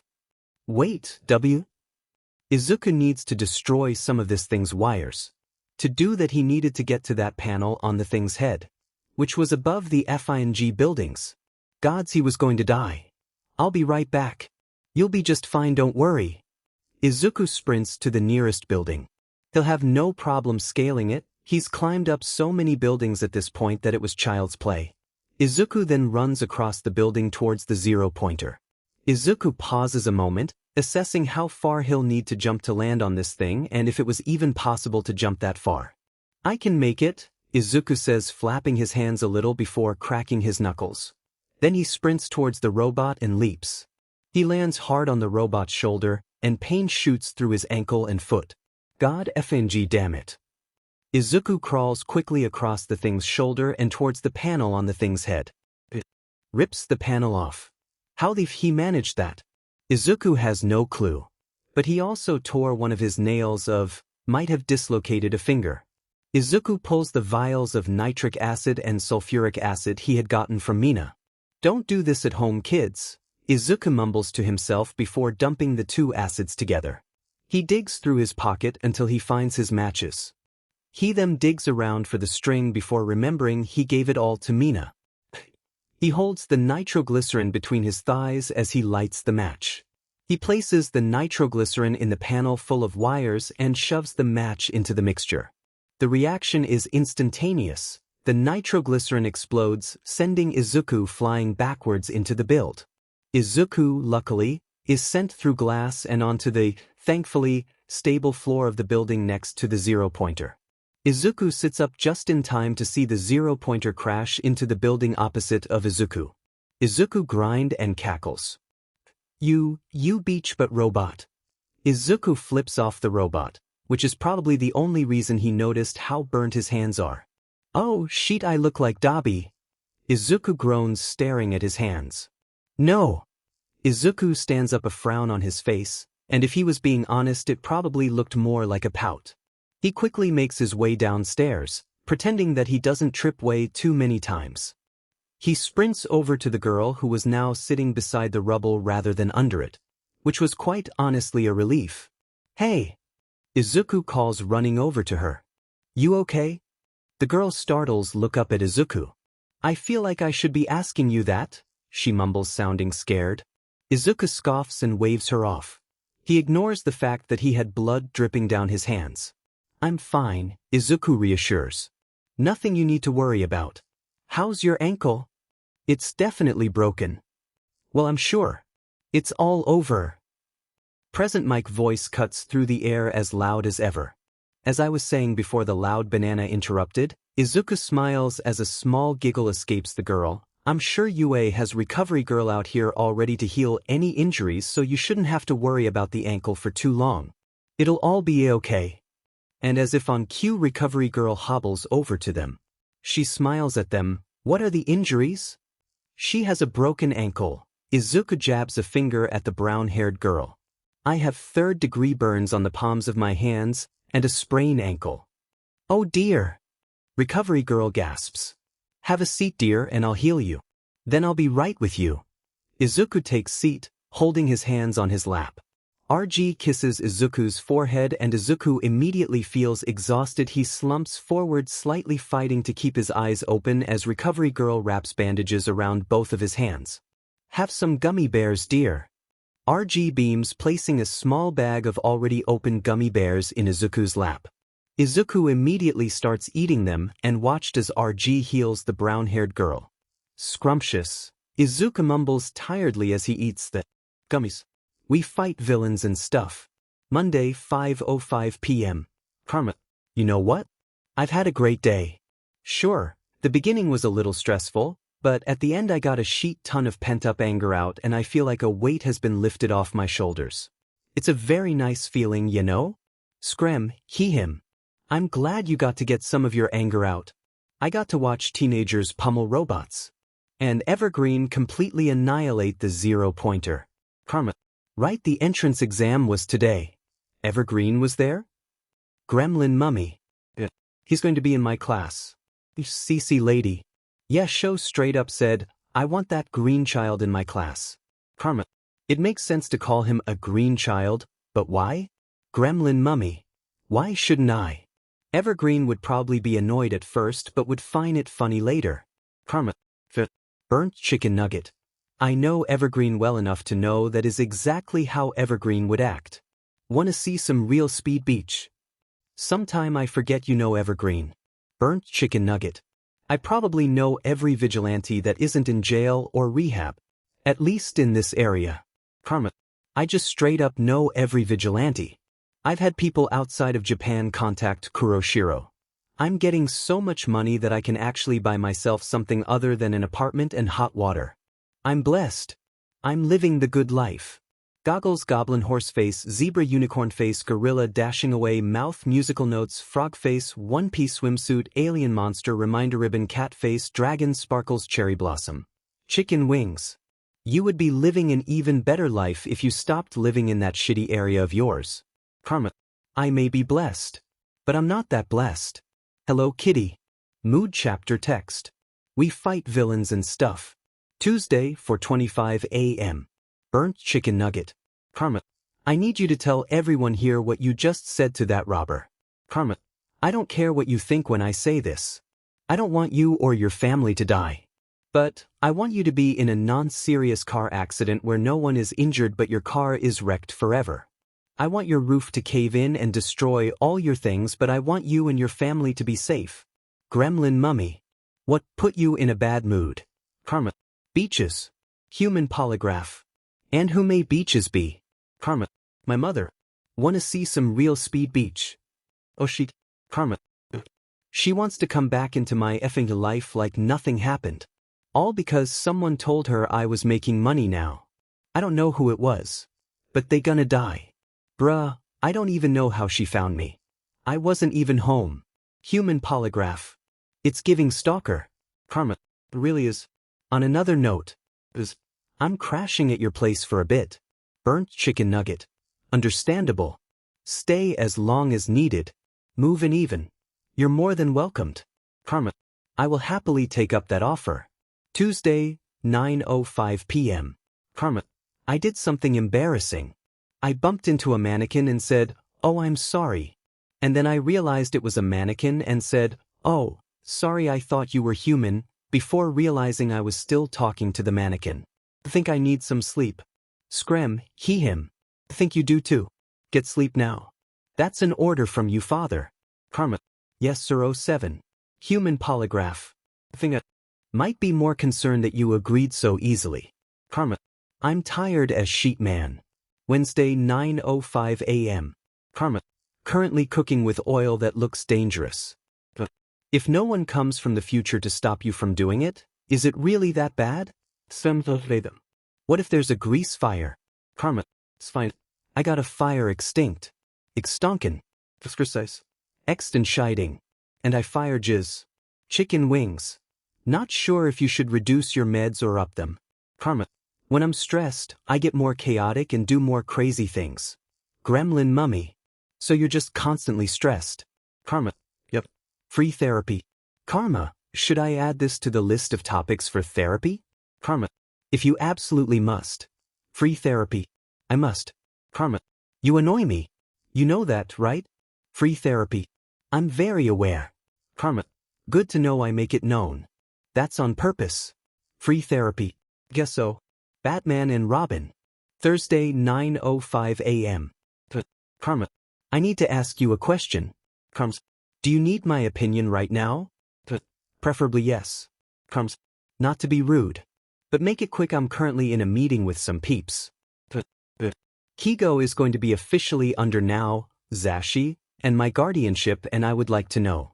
Would Kigo prefer video games, plushies and blankets, or candy as an official welcome home gift? Karms. Shoyuta. That is honestly the sweetest thing you've ever asked me. But to answer your question, blankets and plushies, maybe a few pillows. Kigo loves making nests, they help him feel safe. Also maybe give him one of your shirts, one of Zashi's shirts, and one of Nao's shirts to give him something from each of you for his nest. He already has one of Dobby's hoodies and a blanket that I gave him for the nest. He'll love it if he had something from each of you to add to it. Thank you so much. Could I ask about your little meeting later? Comes. Sure. /////. Izuku places his phone back in his pocket and looks back up to Shigaraki. They were in a small, not very well-known, cat cafe called the Toe Beans. Kurogiri was sitting next to Shigaraki. He looked very overdressed considering the place they were in. And somehow Shigaraki looked underdressed. Well, I guess it did make sense since Shigaraki was in pajama pants and a very oversized hoodie. Who was that? Shigaraki demands his hand halfway up towards his neck before Kurogiri smacks it away. Shigaraki glares threateningly at the misty man but drops his hands to his lap anyways. My dad, Izuku says smiling. Shigaraki narrows his eyes. I thought you said you don't have any contact with your dad. I don't have contact with my bio father. Now the dad that I adopted on the other hand, I talk to almost every day. Oh. Kurogiri's mist flickers slightly. Izuku has come to realize that means he's sighing. Izuku has also come to realize that him and Shigaraki are great at making him sigh. Let's get back to business, Kurogiri says. Right. Izuku beams, clapping his hands together. So, you said you wanted an analysis from Kuro on All Might. This is your first time dealing with him, and you're most definitely villains. So, Kuro wanted me to ask why exactly you want this information. So, why do you want this info on the big man? I don't see why you need to know NPC? Shigaraki snarls defensively. Shiggy, my guy, calling me a NPC is just hurtful. You should be ashamed, Izuku pouts. Also, I won't be giving you any of this info unless you tell me. Why? Kurogiri questions. Because if you want this info to do harm on All Might, you won't be getting it. It's one of the few rules Kuro has listed. No using analysis in ways that will harm an innocent person, as in a person who hasn't broken a law. How would Kuro even know? Izuku grins as Kurogiri from behind his mask. Kuro has eyes and ears everywhere. Some of them, like a sheet ton of other people. He's got peeps in the hero, police, vigilante, and criminal worlds. He's much like your sensei honestly. Both Shigaraki and Kurogiri stiffen. Izuku only grins further. Shigaraki's hand twitches towards Izuku, no doubt to use his quirk on him. Kuroshiro is nothing like sensei. Shigaraki snaps. Oh, I 100% agree. They are very different people. Your sensei wants to kill and injure innocent people, steal and force quirks on people without consent, and make the world a worse place. While Kuroshiro wants to save people, understand their quirks, and make the world a better place. They are very different people and one is very clearly better than the other. Izuku takes a moment to center himself before continuing. Now, back to business. Tell me why want all this information on All Might and maybe I'll give you it. Izuku taps the USB around his neck briefly. Shigaraki is shaking with rage at this point, and it seems the only thing keeping him from lunging over the table right then and there was Kurogiri's tight grip on his shoulder. All I would have to do is dust you, and I could grab that USB right now. I don't need to tell you shit. You're nothing more than an underling. Shigaraki shouts angrily. The barista from behind the counter gives them a weird look that screamed, "What the F is wrong with these people?"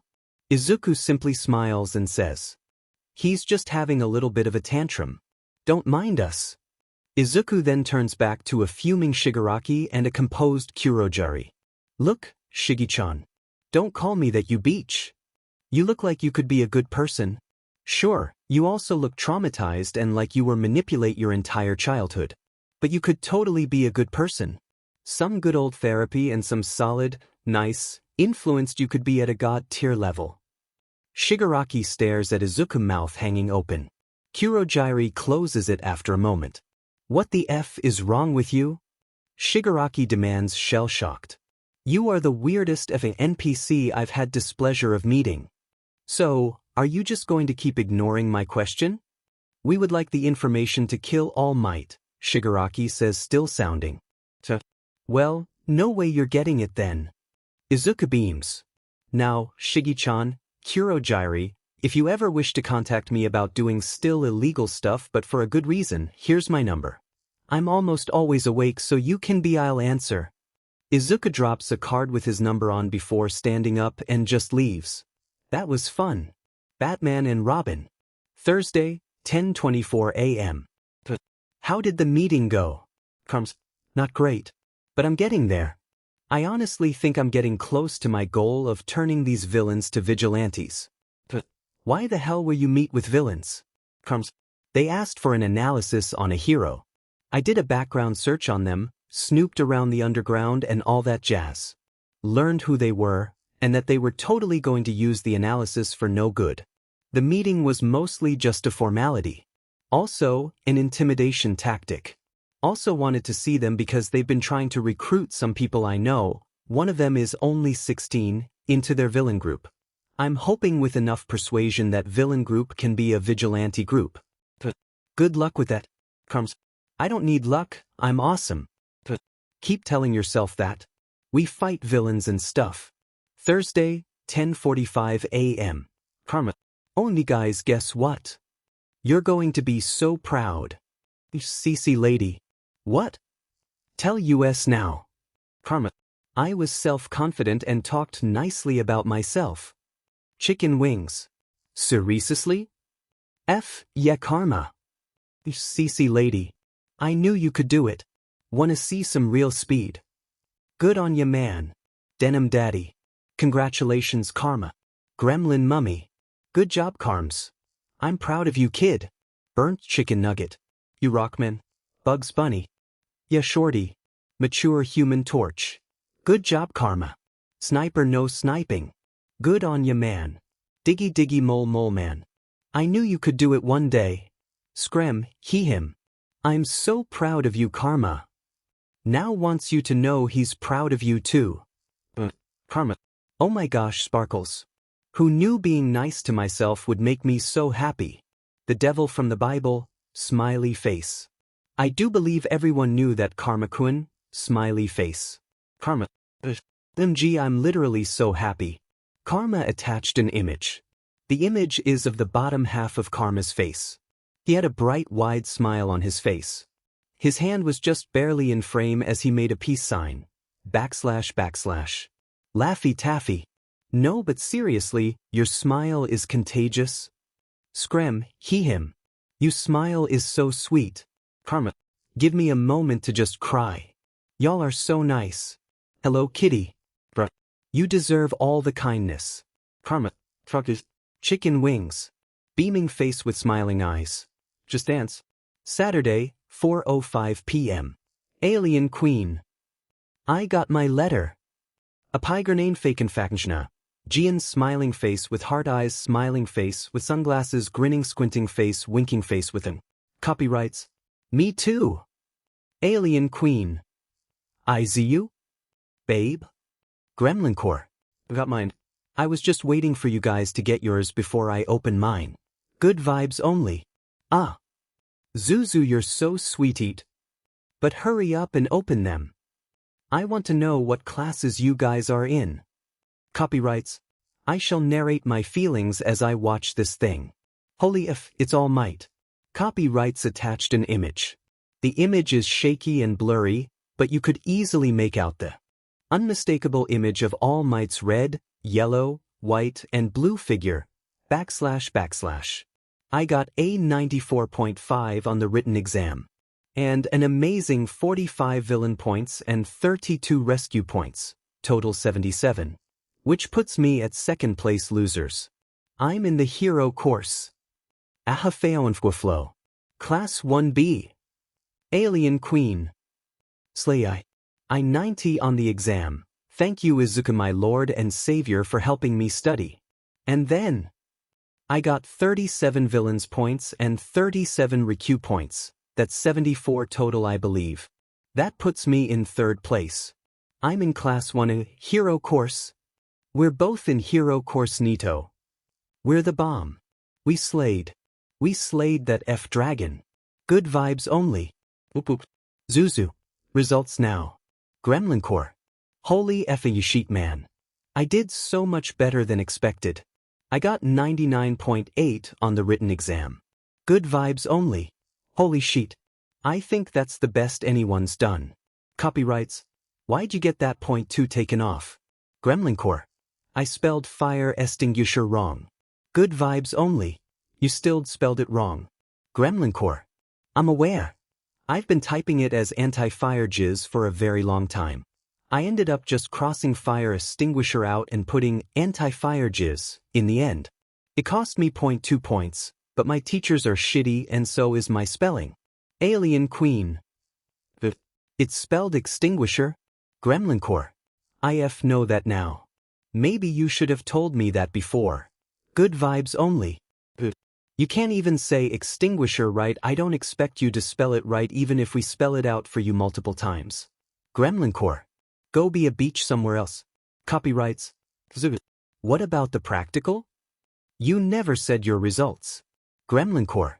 Right, sorry. I got 54 villain points and 76 rescue points. That's 130 points total. That puts me in first place. I'm in the hero course. Class 1A with Mimi. I didn't think I could do it. Copyrights. You're AF badass. How are you real? Good vibes only. Good F job Zuzu. I knew you could do it. You're just awesome like that. Alien Queen. You are a god Izubabe. F badass beach.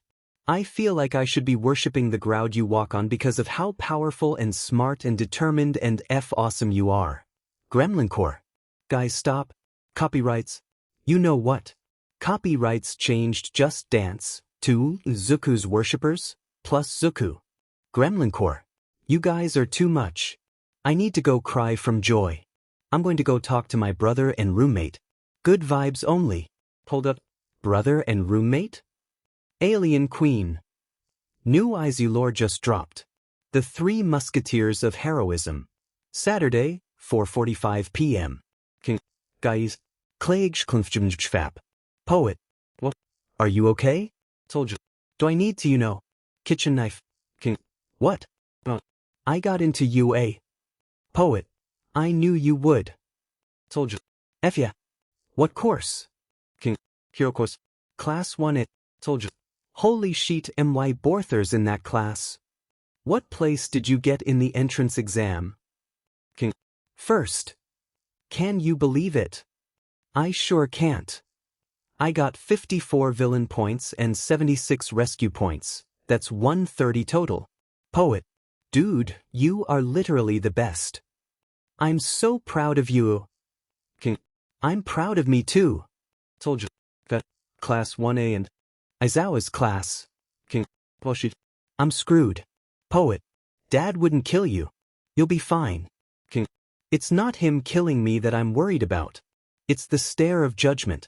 And him realizing how old Karma Kuroshiro are and the fact that someone my age should not be doing that shit. He knows enough to be very concerned. Also, my mom. And literally everything else. I have said I live alone. While that can be legal, kind of isn't in this situation. So in summary, I'm screwed. The fatherly rage shall descend upon me and strike me down into the pits of embarrassment. Poet. Dramatic much? Told you. I think we should let him have this considering the situation. Thank you, Daps. Your support in my dramatics is much appreciated. Told you. You spelling is sheet sometimes. Go see. Maybe that crusty but motherfucker you've been going to arcades with. Poet. Arcades still exist? Told you. Of course they do. And if you Kuro. You're in butt. Only do you love. Poet. And Hound Dog. He deserves it. He's airing out my trauma. Poet. He's doing the same with me. But you don't see me verbally assaulting him every time he opens his mouth. Respectfully. King has attached an image. The image is of Izuku flipping off his phone. //. Poet. Poet has attached an image. The image is of a Uno reverse card. //. Beach horse face zebra unicorn face. We fight villains and stuff. Sunday, 12:05 a.m. Karma. When you read something that just utterly destroys you, that's when you know it's good. You also know it's good when you cry and cheer with the characters. When you're scared to turn the page because of the new dangers you know the characters will face, but you do it anyway. You continue to turn the page because for some odd reason, it feels like you're in the story too, like you're living each experience with the characters. You know every inside joke, every traumatic experience, every feeling of love, of betrayal. You know and feel everything, and it's exhilarating. And then there's romance. When you have a story that has romance in it, every word matters. There has to be build-up, it has to seem real for someone to truly enjoy it. I've found that there have been very few people who write romance perfectly. Those are the people who write the ups and downs. The people who show the good and bad. The arguments and the love. Those are the stories I love, the stories that make me cheer when the first kiss finally comes, that hold me on the edge of my seat as the characters dance around each other. Romance is such a beautiful thing to witness. And it's even better when the author truly captures that love is a language of its own, that lived not in your head but in your heart. That love wasn't about perfect. Love was about, just for a second, making all that go away. My biggest dream is for someone to feel all of this in one of my stories. To be able to tear a person apart and build the back up with the same story. To make them feel so whole and content when they turn the final page. To make a person smile as they put the book back on the shelf. To make them have to sit for just a moment and process what they had just read. If I could one day do that, I think my life would finally be complete. Chicken wings. But, karma. Okay, holy sheet, that was oddly poetic. Denim Daddy. The spirits of Kuro and Karma combined for just 1 second to make this poetic masterpiece to perfectly describe how reading a book feels.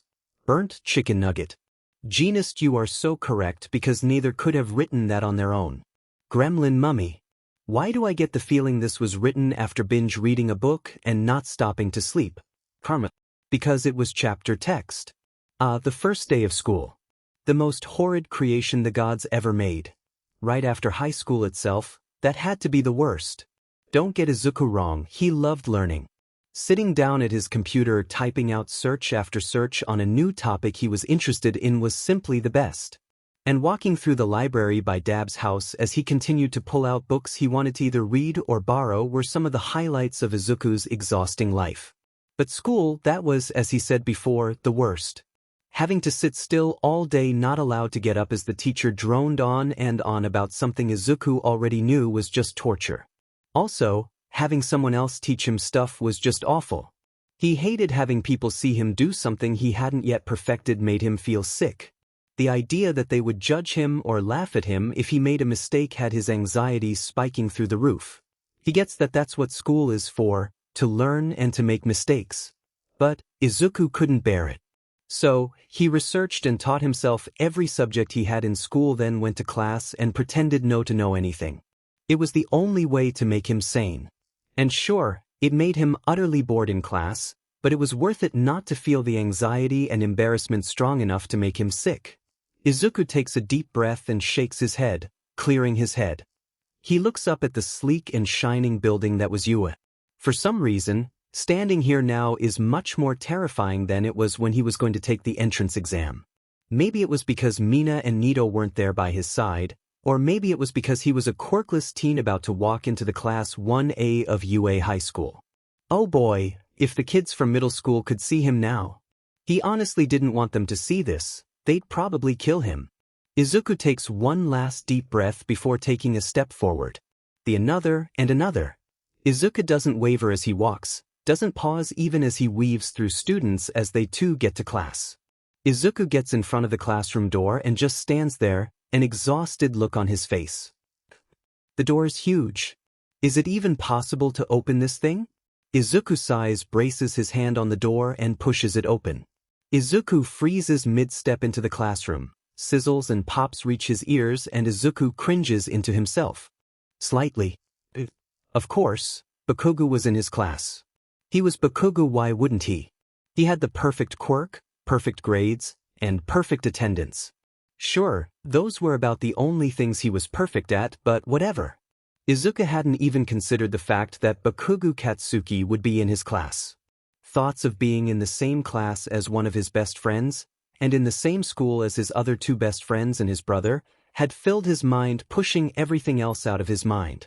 Which of course meant pushing Bakugo Katsuki out of his mind like the complete idiot he was. Now he didn't have a plan, he was in a new environment he didn't know, and he was going to have new teachers too. Sure, he only had Shoyuta today and most of the day would be spent in orientation, but still, this was Bakugo. He would not hesitate to rock Izuku's sheet. Izuku was doomed beyond belief.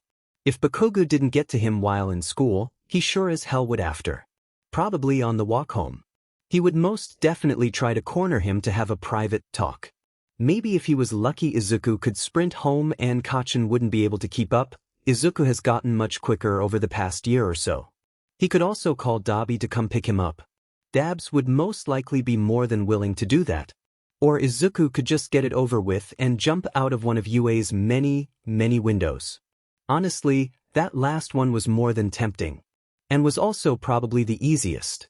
They were on a pretty high floor, so jumping from a window at this height would definitely be a near instant kill. Izuku would at least pass out from pain if he didn't die immediately. Plus, everybody knew that killing yourself at your school was the best way to go out, both dramatic and practical. Plus, it had the added bonus of putting people into therapy, and that was always fun. Izuku sighs and slinks into the class. He glances at the seating chart, groaning when he realizes he was right behind Bakugo.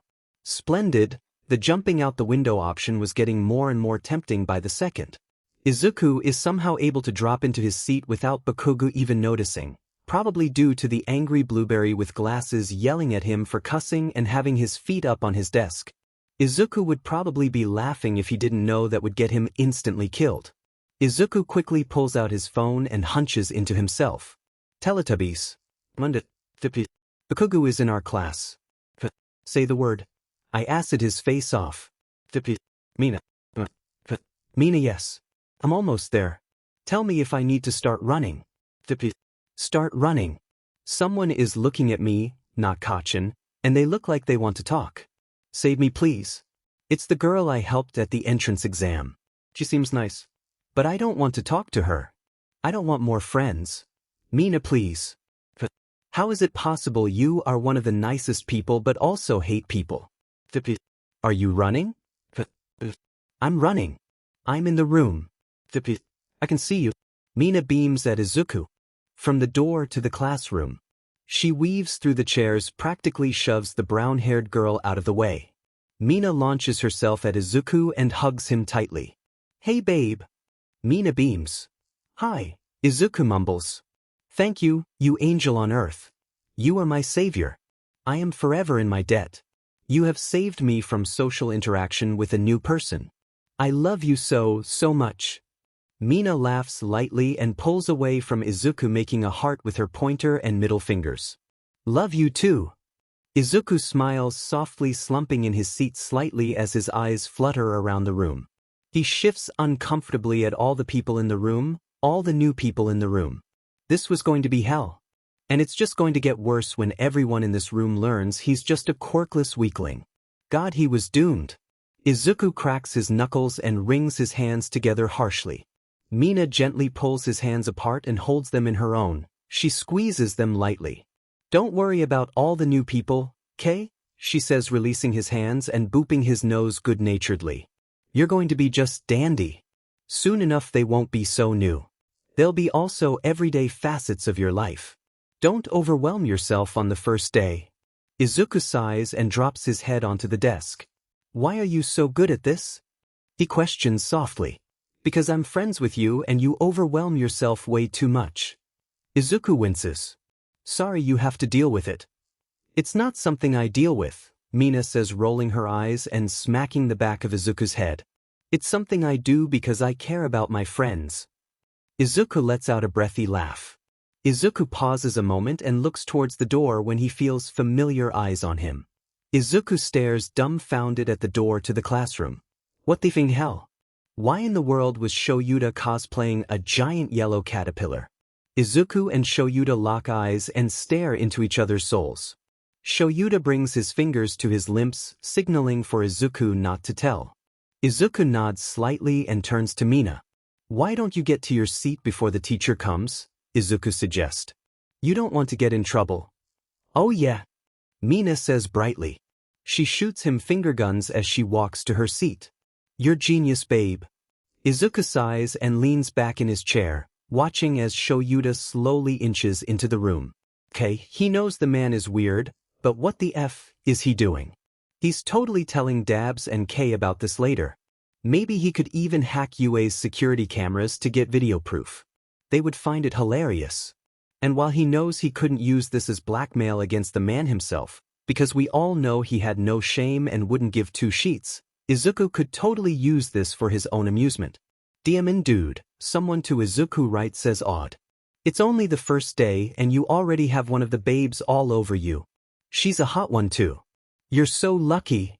Izuku looks down at the offending creature to see a tiny dude with grapes on his. Izuku gives him a disgusted look. The foo. Shoyuta speaks suddenly, cutting of what Izuku was about to say. Probably for the best, honestly. He was about to say things that would make Maruko very proud. If you're here to socialize, get out, Shoyuta says, glaring at Izuku's classmates. Shoyuta unzips his sleeping bag, holy sheet, that's his famous sleeping bag, and stands up. This is the hero course. Students scramble for their seats. The angry blueberry with glasses trips over himself in his haste. Only one of you noticed me before I announced myself. Shoyuta continues, sounding tired and annoyed. It took 8 seconds for you to calm down. Time is a precious resource. You lot aren't very rational, are you? Izuku makes an offended face. Shoyuta glances briefly at Izuku, his lip twitching lightly. Okay, so he found this amusing. I'm your homeroom teacher, Aizawa Shoyuta. Shoyuta places a box of uniforms onto one of the desks at the front of the room. Change into your gym clothes and head out onto the grounds, quickly. Izuku stood up and walked to the front of the room without hesitation.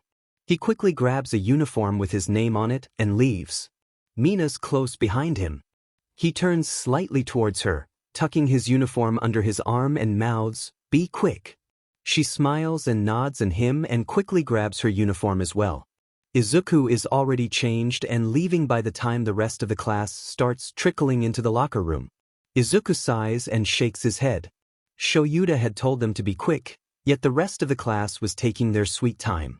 Kacchan was even taking the time to scream at everyone, loudly demanding them to tell him you got first in the entrance exam. Izuku cringes and quickly scurries away and down the hall. Mina catches up to him just as he's entering the grounds. Shoyuta glances up at them just for a moment and gives them an approving look. The man looks behind them and immediately scowls. Welp, Izuku mumbles. Sensei isn't happy. What? Why? Mina demands, looking offended. We were quick just like he wanted. That had to be the fastest I've changed. And that's including all the quick changes I've had to do for dance. Not with us, Izuku says placatingly. With the rest of the class. You saw how slowly some of them were going. Mina hums and nods. They could have been faster, Mina agrees. Bakugu was screaming at people demanding to know who got first in the exam. Izuku mumbles, wringing his hands together harshly. He stops only for a moment to crack his fingers, then he's wringing them again. The explosive one? Mina questions. Izuku nods, letting out a shaky breath. He's the kid from middle school I told you about. Mina's head snaps towards him, a hard look on her face. The one that made you lose your hearing? Yes. I'll kill him. Mina. No. Izuku exclaims. Mina grins at him and says nothing more. Mina. Izuku groans. Murder is illegal. Only if you get caught, babe, only if you get caught. Izuku sighs loudly, making Shuta's eyes flicker over to them. His eyes then drift towards 2 other students, a girl with a black ponytail and a boy with half-white half-red hair. Izuku knew the name of the second one, Todoroki Shoto. How could he not know his name? One of his closets and roommate was the dude's older brother. Izuku had no clue who the girl was though. It's illegal whether you get caught or not, Izuku says blankly. Returning back to his conversation. Pish posh. Izuku shakes his head. We should be focusing on the exam anyway, not planning a murder that could totally take you out of the hero course. Oh, don't worry about that, Mina says with a bright smile. I'm sure you'll rock whatever it is. You're you after all. The defier of all expectations. What me defy that expectation as well, Izuku grumbles as he scuffs his shoes into the ground. Mina scowls and smacks him over his head. Don't be like that. It amazes me how little self-confidence you can have. You were getting better too. I was really hoping you'd keep that up. You know me, Izuku mumbles. Always defy expectations. But, Mina laughs. Thank you, I really do try, Izuku grins. At that moment the rest of the class comes out. Excited chat following them as they walk. Shoyuta takes a few steps towards them and glares at the just arriving students. You will all be doing a quirk assessment test, Shoyuta states. Both Mina and Izuku freeze. Well sheet, Izuku mumbles. Mina winces and gently pats Izuku's arm. Sorry. Izuku just gives her a weak smile. What about the entrance ceremony? The brown-haired girl from before asks, a confused lilt to her voice. Or the guidance sessions. There's no time to waste on that stuff if you want to become heroes, Shoyuta states simply. UA is known for its freestyle educational system. That applies to the teachers as well. Confused murmurs erupt from the students as Shoyuta continues. Softball throwing. The standing long jump. The 50-meter dash. Endurance running. Grip strength. Side-to-side stepping. Upper body training. Seated toe touch. Shoyuta sticks out a finger as he lists each thing off. You did all these in middle school, your standard no quirks allowed gym tests. This country still insists on prohibiting quirks when calculating averages of those records.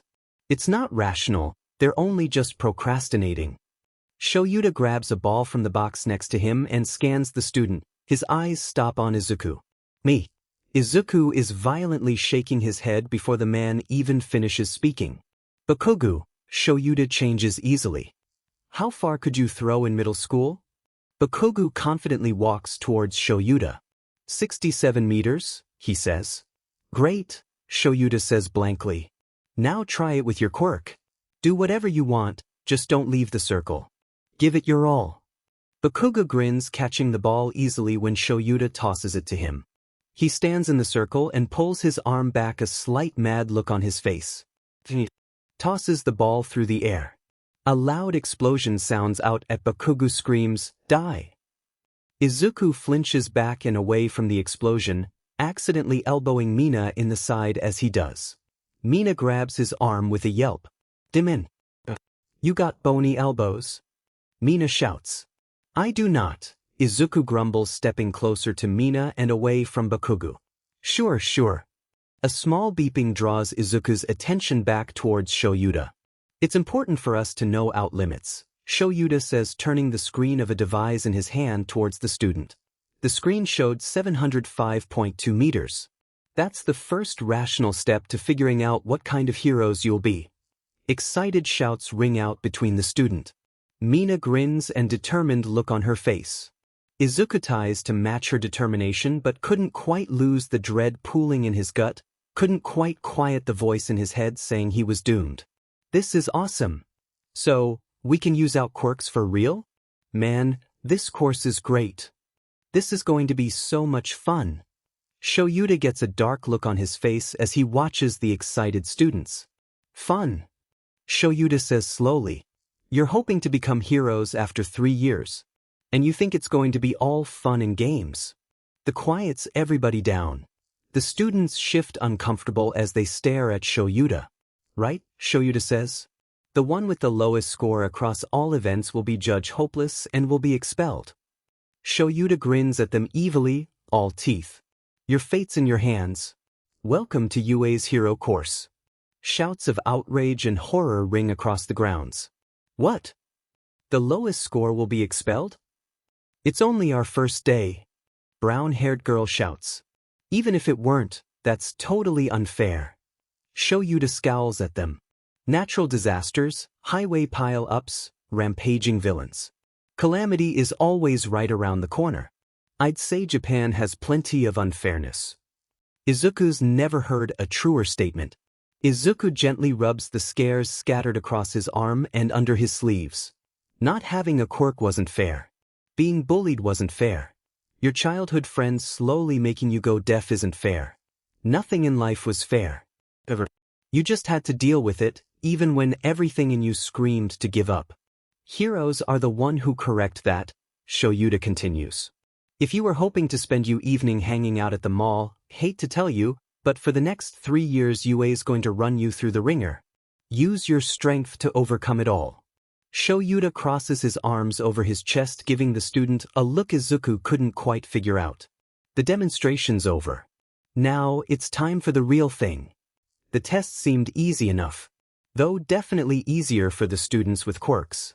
Izuku had to constantly remind himself that he couldn't drop everything and pull out his notebook. He too was taking the tests and had to participate. He could tell Kay and Dabs all about it later anyway. The first test was the 50-meter dash. Mina had gone up against some dude that could shoot lasers out of his stomach. Despite him using his quirk and her not, she still won. 5.43 seconds. A decent score. Izuku had gone next, racing some dude with a tail, and had gotten basically the same thing as her. 5.39 seconds. It was much better than his score in middle school. Then came the grip strength. Izuku was momentarily distracted by the dude with 6 arms who got 540 kilograms. Which was just wow. Izuku would not want him to choke him out. Or maybe he would, it would probably be quick. And he wasn't that bad looking either. Izuku only managed to get 58 kilograms. Nothing compared to the multi-armed dude, but good enough. Izuku ignores the voice saying good enough wouldn't be enough to keep him from placing bottom. The third event was the standing long jump. Izuku does decent, it could have been much better. But there's not much he could do now. The comes sidestepping. Izuku has to take a moment to just stare at the a-hole with detachable grape hair as he bounces between 2 clumps of his grapes. An interesting quirk. Then it's the even Izuku's sure everybody had been waiting for since the demonstration, the softball throw. The brown-haired girl, who he now knew was named Uraraka Achiko, was the first one to go. She tosses the ball, a smile on her face as she watches it slowly drift off into the distance. Shoyuta turns his score thing towards them. Infinity! A blonde-haired boy with an electricity quirk exclaims. Wow! I didn't know that could even happen. Another person says, laughing. Then, after a few more people, it's Izuku's turn to go. Izuku tries desperately to hide the violent shaking of his hands as he walks towards the circle. He clenches and unclenches his hand around the softball as he stands. There was no way Izuku could get a good score without a quirk. And everybody else has got at least one good score in a test. All that's left is the endurance run, the upper body training, and the seated toe touch. He was out of options. I can do anything as long as I stay in the circle? Izuku clarifies. Shoyuta simply nods in response, a curious gleam in his eyes. Izuku takes a deep breath, steeling himself. Izuku has thrown plenty of things at Bakugo to know how he will react. Violently. Izuku spins quickly and launches the ball directly at Kachin's face. He drops quickly to the ground as Bakugo stumbles back. One of the blonde's hands comes up to black the ball. A gigantic explosion rockets the ball across the field. Okay, that big of an explosion was a little unnecessary considering. Motherfucker! Bakugo yells, loudly glaring daggers at Izuku. Deku! What the effing hell? The device in Shuta's hand beeps and he turns the screen to the student. 710.3. 710.3 meters. Izuku lets out a relieved, shaky breath. But then Bakugo is sprint at Izuku, explosions popping from his hands and all of Izuku's previous relief vanishes in an instant. Izuku stumbles backwards and away from Bakugo. Deku, you little asich. Bakugo's cut off mid-sentence as Shuta's capture weapon comes up and wraps itself around the blonde boy. Izuku's hands shake violently as he steps further away from Bakugo. What the hell is this sheet? Bakugo demands as he grabs in vain at the cloth. It's called a capture weapon, you won't be able to escape no matter what you do, Shoyuta says tiredly. Stop using your quirk, you're giving me serious dry eye. Izuku notices with slight amusement that Shoyuta doesn't mention that Izuku has, with some difficulty, escaped the capture scarf when Shoyuta had been first trying to capture him. It's only when Izuku is back to Mina's side when Shoyuta actually releases Bakugu. What a waste of time, Shoyuta grumbles. And with that they move on to the next 3 tests. Izuku does decent on the endurance run. He was only beat by the ponytail girl who had made a bike with her quirk, which was so cool. He wonders silently what the limitations are. And again, does only decent in the upper body strength. The final event was the sitting toe touch.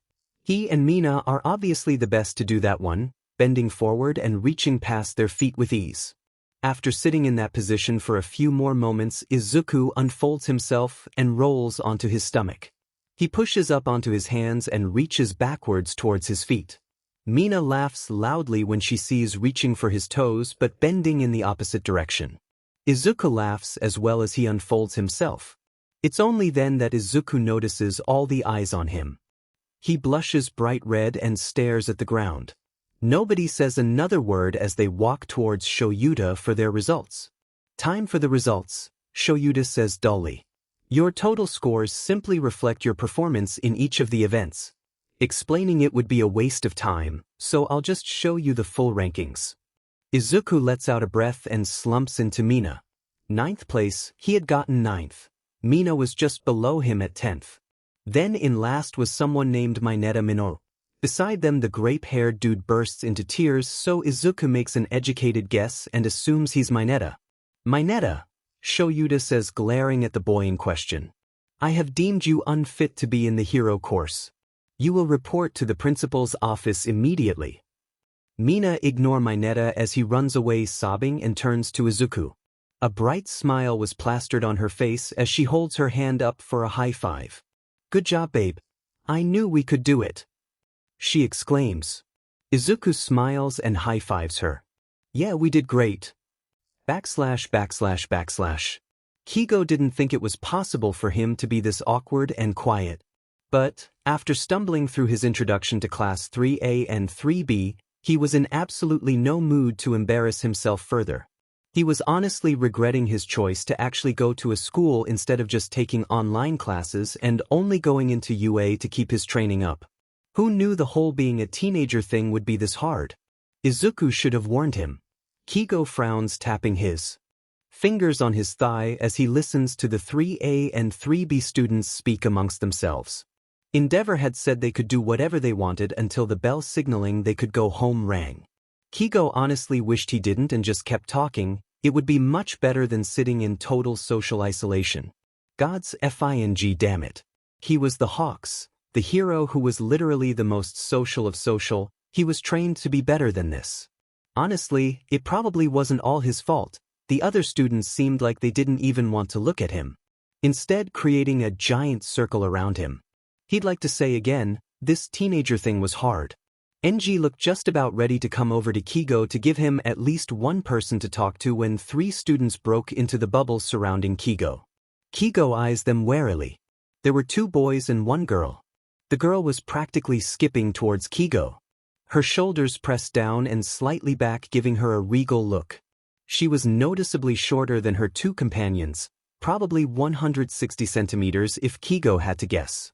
She had a sharp, curious smile on her face as she stared at Kigo.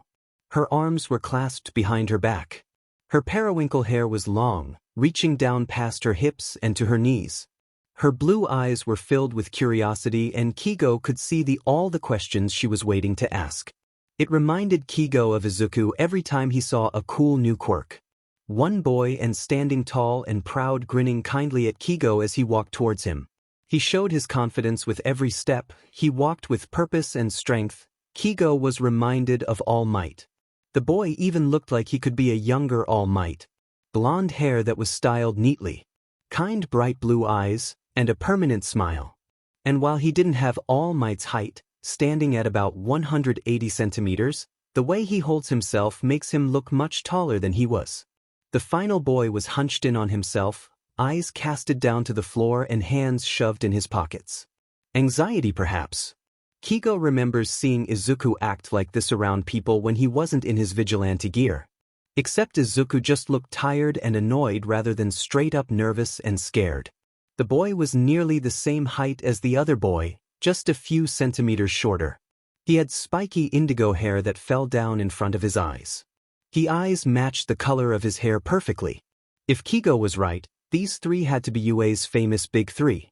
Hello, Kigo grates with a grin. What can I do for you? We wanted to introduce ourselves, the blonde one says brightly. I'm Mirio Togata. He points to the indigo-haired boy. That's Tamaki Amajiki. And this? I'm Nijire Hago. The girl says brightly. Is it true you're only 17? Do you know the people who made that video about the commission? Were there any other people like you at the commission? What's your name? You were only introduced as Hawks. Yeah, I'm only 17. I do know the people who made the video. I was where they got some of the information from. There were other people like me. I never met them though and only ever heard the name Lady Nagantho. My name's Takami Kigo. And sorry about that, I guess I'm just used to introducing myself as Hawks. Kigo answers the questions easily, which makes Nijire beam. Nobody's answered my questions so easily. Nijire exclaims. I think we're going to be good friends, Takami. I have practice, Kigo says smiling. And I think we're going to be good friends too. How do you feel about having lunch with us tomorrow, Takami? Mirio offers. If you're okay with it. We'd be fine with it, Tamaki mumbles nervously. If you're fine with it, that is. I'd be happy to then. Kigo beams. Okay, maybe the whole teenager thing wasn't that bad. The brothers group chat. Monday, 4:05 p.m. Zuzu-chan. How was your first day of school? Make any friends? Kei-ni-chan. I hated it at the beginning. Everybody kept looking at me weird and they were avoiding me and it was really awkward. There was literally a circle around me where nobody would dare to go. Todoroki looked about ready to just come over and talk to me himself just so I wasn't just sitting there alone and stuff. But then, these three students, Mirio, Nijire, and Tamaki, came and talked to me. They were really nice and weren't weird at all. Nijire asked a lot of questions which reminded me of you. Tamaki was quiet and shy again, reminded me of you around new people, and Mirio was really strong and confident, that did not remind me of you, Jay. They invited me to have lunch with them tomorrow, which is awesome. I'm excited. Zuzu-chan. That's awesome, Kei. Glad you actually have friends. Kei-ni-chan. What about you? How was your first day? Zuzu-chan. I was fighting for my life, man. As you know, Shuda's my homeroom teacher, and he had us do a quirk assessment. Quirk assessment. I actually did decent, got 9th, which is sick. But in the beginning he told us the person that got last would be deemed hopeless and expelled. That actually happened, BTW. Anyway, so, during one of the events we had to throw a ball using a quirk. But I didn't have one, which meant I wouldn't get a good score at all and I needed to get at least one good score. So, I did the logical thing and threw the ball at someone who I knew would get violent and try to explode the ball, which would send the thing flying. It went just as I planned. But the dude then proceeded to try and attack me. I honestly should have expected it. Right when he was about to reach me, Shoyuta wrapped his capture scarf around the dude and stopped him from attacking me. Nobody's ever stopped Kachin before. It was amazing. And he didn't let Kachin go until I was with a friend and far away from him. I did get another good score though in the sitting toe touch. I got first in that. I think it was because I got bored and bent myself the opposite way and touched my toes while bending backwards. Nobody talked. After that, which was super awkward. Kei-ni-chan. Dude, of course Dad would stop the dude. Also, do you want me to kill him? I will kill him. Nobody would have to ever know. I'd have multiple pro heroes, 2 police officers on my side, and a vigilante on my side. And dude, you can bend in so many unnatural ways. Zuzu-chan. I know Shoyuta would stop him, but it's still kinda a shock. I'm not used to it. No killing. And I'm proud of my bendiness, frog face. We fight villains and stuff. Monday, 5:05 p.m. The devil from the Bible, smiley face added 1 to the chat. Karma. Fresh meat for the grinder. 1. What? Chicken wings. Ignore him. Or you. 1. Yagi Tashinori. All Might. It's a pleasure to meet you. Gremlin Mummy. Really interesting. 1. I feel slightly threatened. Karma. You should be Frogface. Booby. Human polygraph. Karma show stop. Karma. Gremlin mummy. Space is cool. What are your pronouns, Yagi? 1. Him. Thank you for asking. What about everybody else? Space is cool. Chicken wings, he him. Gremlin mummy, he him. Assume they're gender fluid. The devil from the Bible, smiley face. They them. Sniper no sniping he they. Space is cool me. They them. CC lady she her. Human polygraph he they. One kiss is all it takes. She her. Wanna see real speed beach. He him. Diggy diggy mole mole man he him. Karma he him. Hello kitty he him. Mature human torch he him. Laffy taffy she her. Burnt chicken nugget he him. Bugs bunny she her. Denim daddy he him. Free therapy he him. 1. Thank you. Am I correct to assume all of you are heroes minus Neo Mesa and Sansa? Burnt chicken nugget. I'm Endeavor's vigilante son. 1. Tuya? Burnt chicken nugget. Correct. How did you know? 1. You dad talks about you. Burnt chicken nugget. Interesting. I'm just gonna go talk to my dad really quick TDU. Karma. And I'm a vigilante anarchist and is a morally gray analyst on the side. 1. Karma Kuroshiro? I've heard about you from Neo Mesa. Karma. WE. Now's the best. 1. Agreed. Neo Mesa is quite awesome. Karma. I like you, have a name. Karma changed 1's name to I am Kerr. I am Kerr. What? Karma. Neo Mesa also talks about you. I am Kerr. You scare me. Karma. Slightly smiling face. Chicken wings. Holy shit. Hello kitty. I didn't know that was possible. I am Kerr. What? Them. Karma used a regular emoji. He always uses random weird emojis. Like for example, frog face, horse face, zebra, unicorn face, gorilla, dashing away, goggles, ghost, jack-lantern, alien monster. Karma. Holy shit. You got the order of the horses and gorilla right. Them. I pay attention to the little things. Sniper no sniping. What do you mean order? Karma. The horse, zebra, and unicorn always go in order of least mythical to most mythical. And the gorilla always has that cloud behind it because it looks like it's farting. Wanna see some real speed beach? I never noticed. Karma. 'Cause you're not awesome like Zashi is. Zashi is the awesomest person to exist. Them. Aw, thank you Karma. You're the awesomest too. I am Kerr. You two seem quite close. Diggy diggy mole mole man.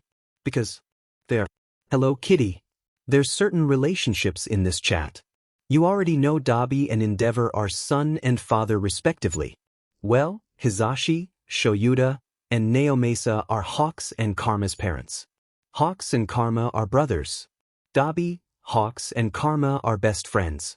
Shoyuta and Snipe are brothers, which makes Snipe Hawks and Karma's uncle. I'm not really a uncle, more like their godfather. I'd peg 13 as the family friend. Midnight and Joke are wives. Midnight is Shuda's sister, which makes Midnight and Joke Hawks and Karma's aunts. Then you have now, Shoyuta, and Hizashi's other son Evergreen, who we recently learned is enrolled at UA, which is cool. Nedzu is like Shuda's dad, which makes him Karma, Hawks, and Evergreen's grandpa. RG is like Nao's mom, which would make her Karma, Hawks, and Evergreen's grandma. Miruko and Genist are Hawk's best friends.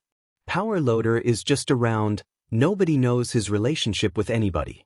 And then Hound Dog is the family therapist. I am Kerr. But, Karma. I think that's an appropriate response. Monday, 9:59 p.m. Karma.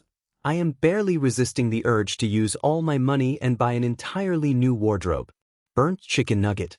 I will pay for it. I will help you buy a new wardrobe. Well, actually my dad will pay for it, I'll give you his credit card. Mature human torch. And I'm fine with that. Karma. I'm not doing that OML. Burnt chicken nugget. We put the offer out there. Tuesday, 6:06 a.m. Karma. I don't want to be a social person. I don't want to go out of my way to make friends. Forcing me to go somewhere to make friends just won't happen. I have my friends that I talk to almost every day. I don't have a need for more. Gremlin mummy. Understandable. I agree. Hello Kitty. What brought that on? Karma. Someone in my class. She seems nice honestly. And I probably wouldn't hate her, we'd probably actually be really good friends. I just don't want any more friends. CC lady. Trust me Karma. If she's truly determined, she will be your friend. Karma. If she's that determined she can go right on ahead and be my friend. Laffy Taffy.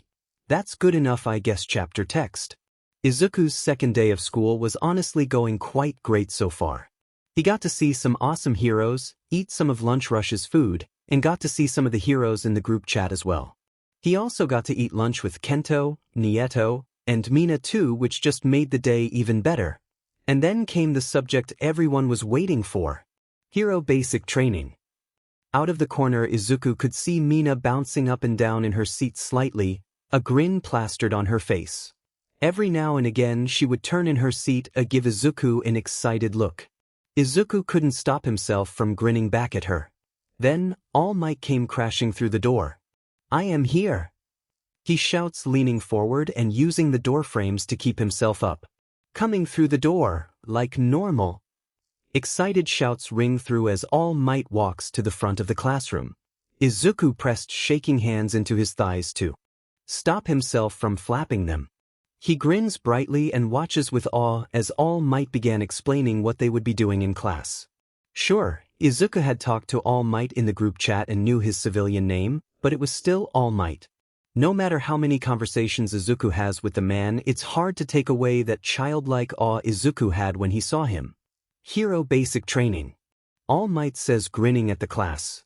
The class that'll put you through all sorts of special training to mold you into heroes.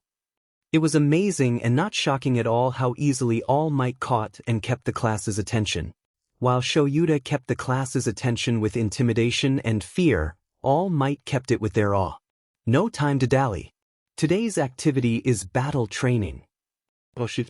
I'm dying. And for that you need costume. All Might smiles brightly at the class. Looking good is very important to spotlight heroes, folks.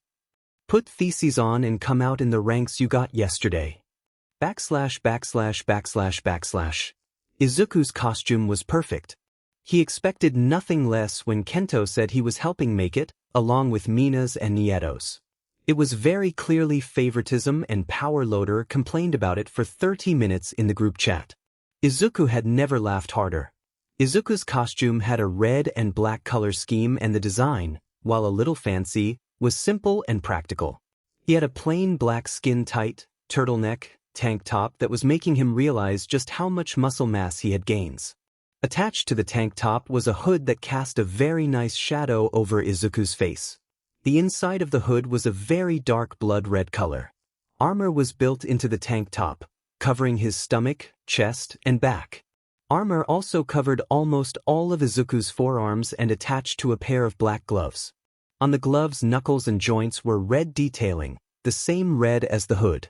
Covering Izuku's face was a dark red face mask that fit perfectly and comfortably over his face. A note had been placed next to the mask saying that the mask could filter out the weird mumbling Izuku does, which while it was very helpful, did not need be said in such a rude way. Covering his eyes were plain, black tinted sunglasses. His pants were loose and baggy to allow more movement. They were all black except for the dark red streak down the side of the legs. The pants were tucked into dark red boots that had black soles and black laces. Hidden all around his costume in secret pockets were knives, his precious little babies. There was a knife in each boot. 3 knives in all 4 of the visible pockets on his pants. 2 strapped to each of his sides. And more. There was also his precious sword strapped to his back and his collapsible bow staff. It was so obvious that his costume was a mix of his 3 vigilante personas that it wasn't even funny. The sunglasses and sword from Kuroshiro, the mask and bow staff from Evergreen, the color scheme and knives from Karma, and the style of. The outfit was a mix from both Karma and Evergreen.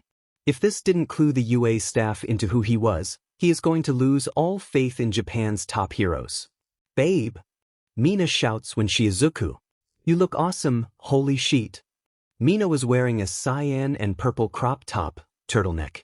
Under the crop top was an armor black tank top that Izuku remember heavily insisting upon. But it would ruin the aesthetic I'm going for. Mina whined. Izuku glared harshly at her. Aesthetic, Mina. That leaves your stomach wide open for fatal attacks.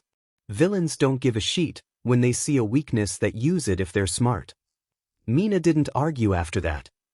Her black shirt tucked into a pair of tight shorts that matched her crop top perfectly. Over top of the crop top she had on a pale red sleeveless jacket with white fur on the neck. Covering her eyes were a pair of red-tinted goggles. The red matched her jacket perfectly. She had on a pair of black fingerless gloves. The gloves had a pale red square on the back of them and red ring around the wrist. She also had red and black elbow pads and knee pads. And for shoes she just had a simple pair of black boots with a red toe, sole, and laces. She had no weapons other than a knife strapped to her thigh. She had said she didn't want that many weapons but would add a knife just to stop Izuku from bothering her. Izuku rubs the back of his neck and looks away. You look cool too, dude. I mean, I knew it was going to be awesome when us and Yechan came up with our costumes a little bit back, but it's so different seeing it in person. A blush spread across Izuku's face and he gives her a thumbs up. You're so awkward, Mina snorts. How will you ever get a boyfriend? I'm hoping the boyfriend does all the work. Mina laughs and follows Izuku as he begins to walk towards ground beta. / //////. Everyone's costumes were so cool. Sure, there were some that definitely needed work, Todoroki and Yaoyorozu, but they all still looked so cool. Izuku could hardly focus on what All Might was saying, too busy looking around at his classmates' costumes. Kaminari's looked stylish, but it didn't look like he had any armor of padding. Ajui's looks really good actually. From what he could see there was some armor, not too much, probably to help to not sink in water. And it was stylish and cute. Aoyama's costume was made medieval-looking armor. And from what Izuku could tell, he was struggling to move ever so slightly. Kaken's was perfect as expected. Izuku remembered seeing him working on it during lunch in middle school. It took Mina elbowing Izuku in the side to finally snap him out of his staring. Zoo, Mina whispers, pointing to the box next to All Might. Go grab a ball. Oh. Izuku yelps, scrambling forward. He quickly grabs a ball from the box. It was his letter. Izuku glanced around to try and find his partner. It was a boy with no shirt and spiky red hair. A boy with no shirt. No shirt. OF dash. Izuku whips around to face Mina, eyes wide. She was holding a hand to her mouth, shoulders shaking as she tried to hide her laughter. Mina! He yells. You are hopeless, is all she says in response as she walks towards her teammate, Captain Sparkle. Mina! Spiky-haired boy beams at Izuku, waving energetically. His teeth were dangerously sharp. He jogs over to him, weaving easily through the crowd of people also walking towards their teammates. Holy shit, his abs. Hi. Spiky says brightly. My name's Kirishima Ejiro. We're going to be an awesome team. My name's Midoriya Izuku. It's a pleasure to meet you, Izuku says awkwardly. It's a pleasure to meet you too. All Might quickly calls for attention as soon as all the teens found their partners. All Might smiles as the class where he was standing between two boxes, one labeled villain and the other labels hero. Moving on. All Might shouts. First up are these teams. All Might pulls a paw from each box. Team D is the villains, and Team A as the heroes. Kirishima cheers and pumps a fist into the air. Yay man, we're the heroes. Kirishima says cheerfully. He holds his fist out for fist bump. Izuku fumbles to return it. Both the villain team, Bakugo and Ida, and hero team, Izuku and Kirishima, are quick to get to their designated areas. Izuku fidgets as he walks nervously, cracking his knuckles, and continuing to go through the motions of cracking his knuckles even when no sound came. Kirishima was smiling and practically skipping at his spot beside Izuku. He looked a lot calmer than Izuku could ever be. Izuku envied him.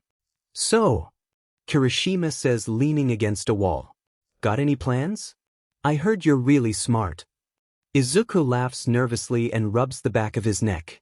I wouldn't say I'm really smart, but I do have a plan. Awesome. Let's hear it. Well, Izuku says slowly, posture straightening and a sharp smile spreading across his face. How well would you be able to withstand Ida running at you at full speed? //////. Are you sure this a good idea, Midoriya? Kirishima whispers over the comms for what had to be the 100th time. I mean, you going against Bakugo alone doesn't seem like AA+ mood. Izuku sighs lightly. He listens intently to the slightly distant yells and explosions. He's crouched slightly as he walks through the empty halls. A hand hovers over his knives and he has to remind himself that he isn't out vigilanteing and his only backup is Kirishima, not Shoyuta. Izuku takes a deep calming breath. I'm sure, Izuku reassures easily. Bakugo's going to try and single me out anyway, just giving him what he wants in the beginning is the best course of action. You sure you can take him? Not really, but all we really need to do is distract him long enough so that by the time he's possibly finished with me you've already go to the bomb. If you say so. I do now focus. Losing this was not a part of my plan. Kirishima laughs softly. Yes, sir. Izuku shakes his hands out as he takes another breath. He's got this. He just needs to remember the many pages he has on Bakugo's quirk and he'd do decent, not die at least. Bakugo's right about the corner, cussing and screaming up a storm, demanding to know where Izuku was. Izuku waits patiently and silently back pressed up against the wall and fists up. As soon as Izuku sees even an inch of Bakugo come into view he's lunging forward. His fist slams directly into Bakugo's nose. His head snaps backwards as a loud crack echoes through the air. Bakugo curses loudly, hand coming up to wipe the blood from his face. He snarls at Izuku menacingly. Deku! Bakugo screams. You quirkless bastard! Bakugo lunges forward, arm pulled back for a very obvious right hook. Izuku easily grabs his arm and with a slight weight changes, throws Bakugo over his shoulder and to the ground. Bakugo wheezes lightly as he stands up. The wheezing somehow doesn't make his glare any less threatening. Nice try, Kaken. Izuku mumbles, dropping into a fighting stance, hands blocking his face. He doesn't move to grab any of his weapons, they aren't needed yet. Bakugo launches himself at Izuku, explosions powering him forward as he sends a kick right at Izuku's head. Izuku drops down, rolling backwards and out of the way easily. Bakugo snarls as he spins to face Izuku. Izuku grabs the capture tape that was provided to the students before the match from one of his pockets. From what he heard from Shoyuta on one of their many patrols, it was almost as strong as Sho's capture weapon.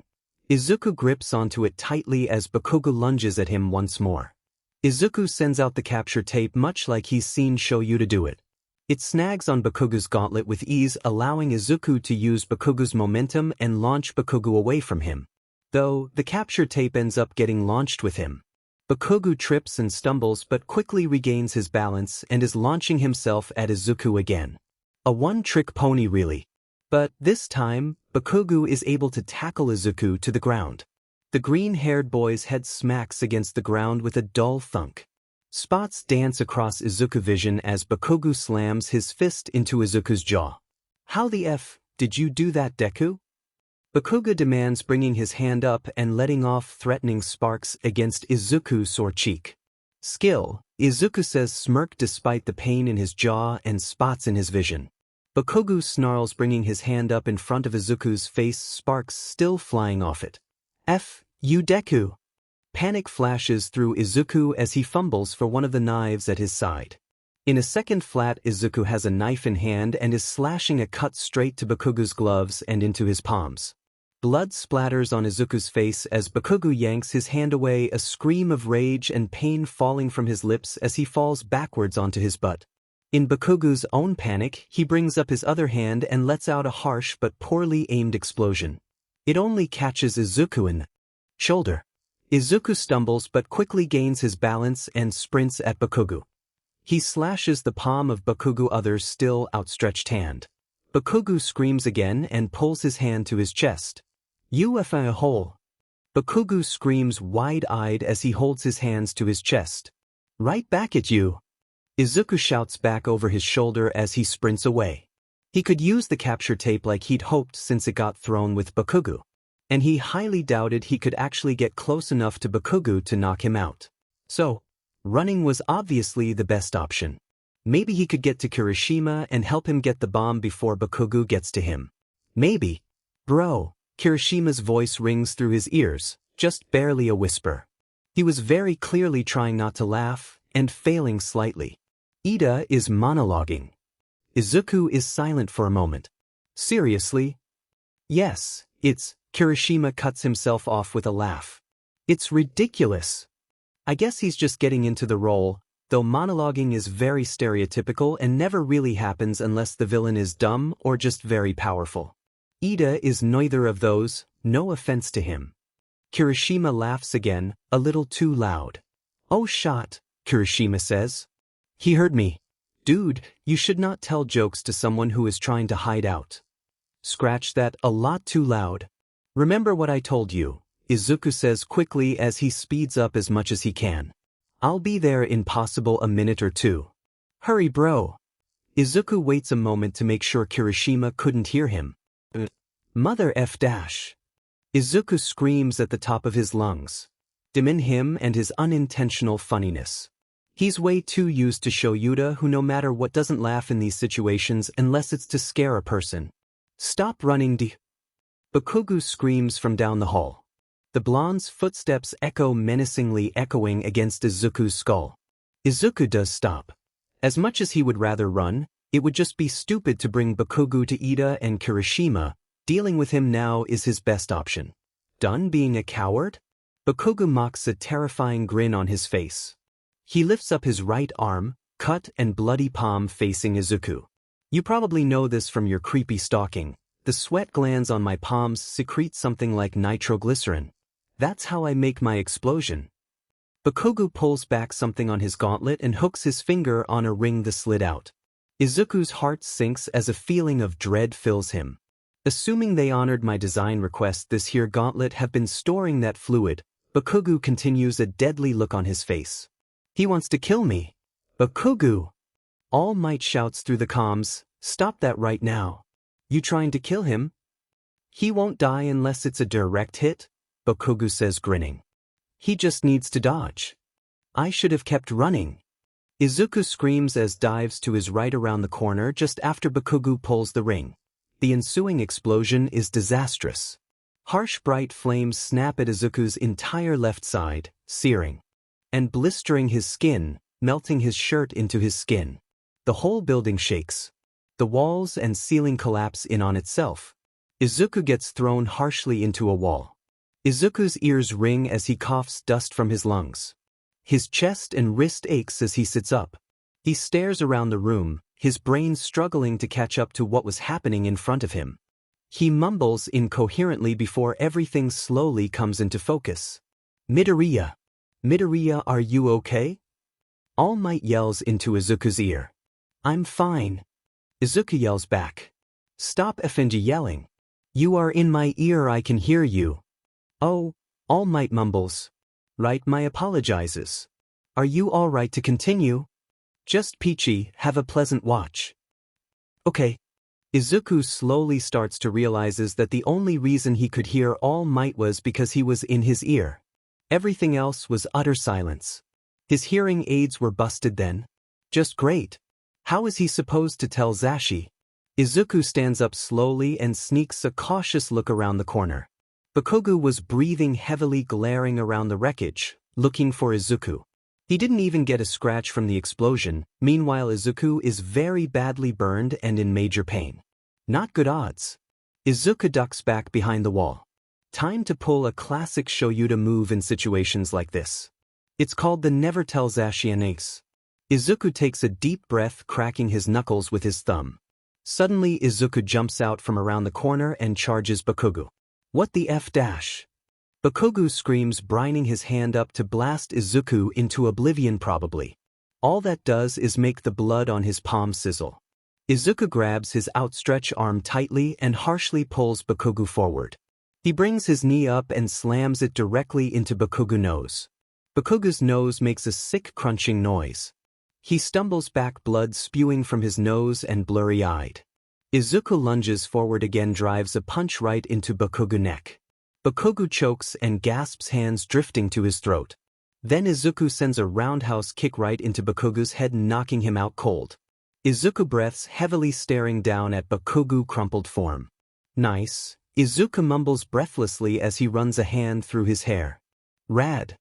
Izuku takes a deep breath and shakes out his hands. He sputters out nonsense words as a sharp pain goes through his left wrist. It was badly swollen and probably broken. Izuku another deep breath, hunching forward and resting his elbows on his knees. His whole body feels shaky and wrong as he pushes down his nerves. He needs to help Kirishima, no time to be nervous. This is going to FINGSCK, Izuku groans. It's easy to find the stairs, though it was much harder to get up said stair. Izuku got very close to just giving up at one point, tempted to just sit down and wait for someone to find him. But that would just be embarrassing. Izuku makes it to the top of the stairs just in time to see Ida run straight into Kirishima. Kirishima had hardened his skin and planted his feet in the ground. And Ida, think he would be able to knock Kirishima to the ground, had face planted straight into Kirishima's chest. He was living Izuku's dream. Sure, his glasses were smashed, and both his nose and his ego were broken.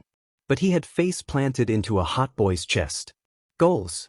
As Ida was laying on the ground in shock with Kirishima standing over his, looking very worried.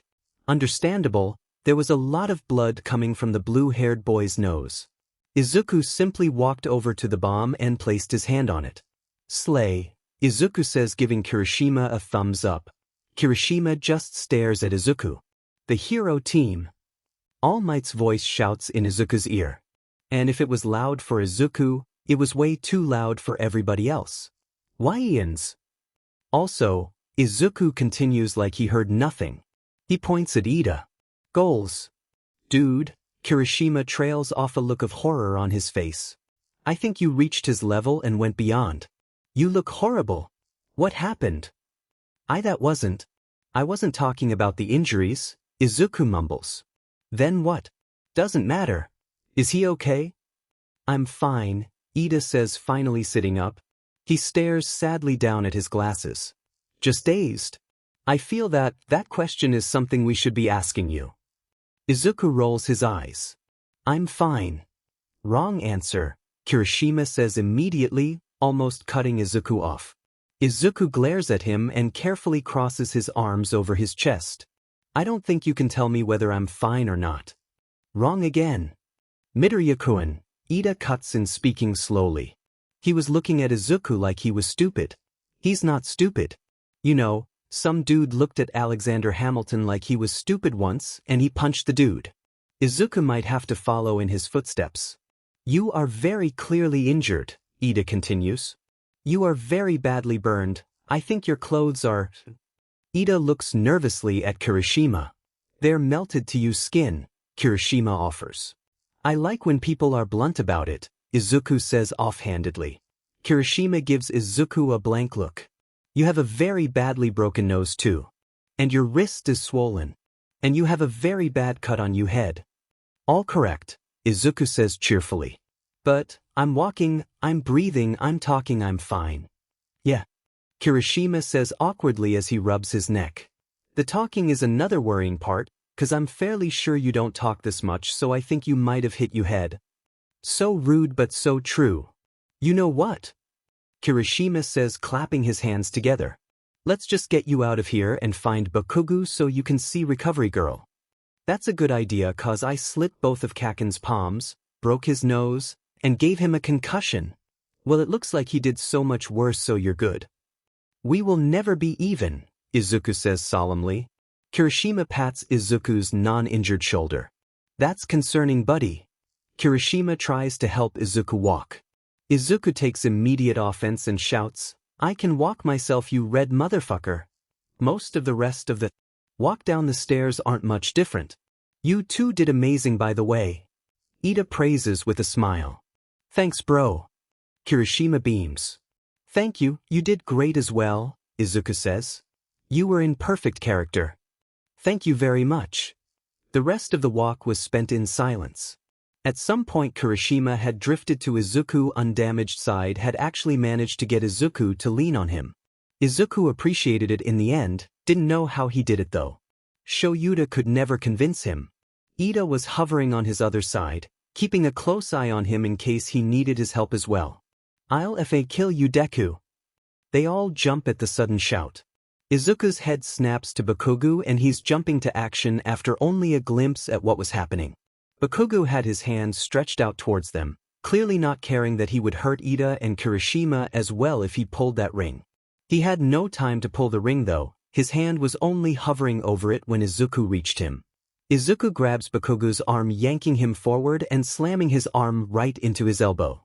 Bakugo screams as his snaps the complete wrong way. Izuku spins and sends his elbow right into Bakugo's stomach. The explosive blonde hunches forward, mouth dropping open as he gasps. Then Izuku kindly reintroduces his foot to Bakugo's skull once more, this time knocking him out for a long while. "Asshat," Izuku spat out, glaring at Bakugo. Izuku turns back to Kirishima and Ida, a grin spread across his face. "Oh my god!" Kirishima shouts. "Daemen. Awesome, am I right? I had no clue I could do that." Suddenly Izuku's vision swims. Darkness slowly drifts into his vision.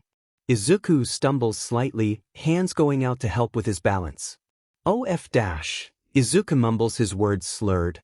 Then he's falling face first into the floor. Izuku woke up in a painful haze. His whole body felt heavy and he was in a very uncomfortable position.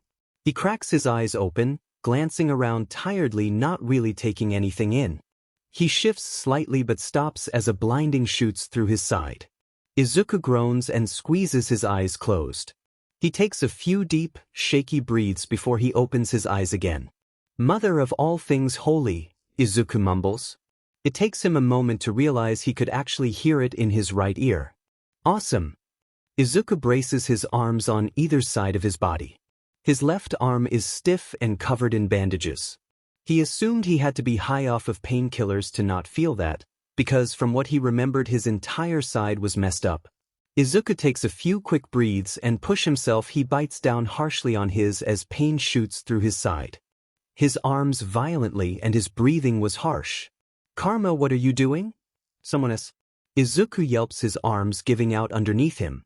He falls back onto his bed. Izuku lets out a muffled scream as he curls in on himself. "Sheet, kid!" the person exclaims, diving to his side. "I'm so sorry." "Oh," Izuku recognized that voice. "Sho." "The arms?" "It's me," Shoyuta says softly. He places a gentle hat on Izuku's head, brushing his hair from his forehead. "How you doing, kid?" "It hurts," Izuku mumbles, leaning into Shuta's hand.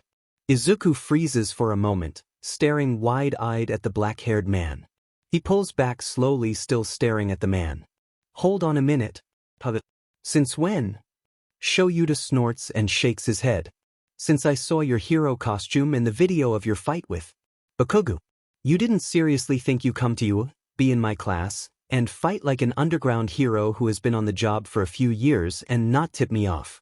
Shoyuta rolls his eyes. "Seriously, the only reason I hadn't figured it out sooner is because I only just saw your civilian identity."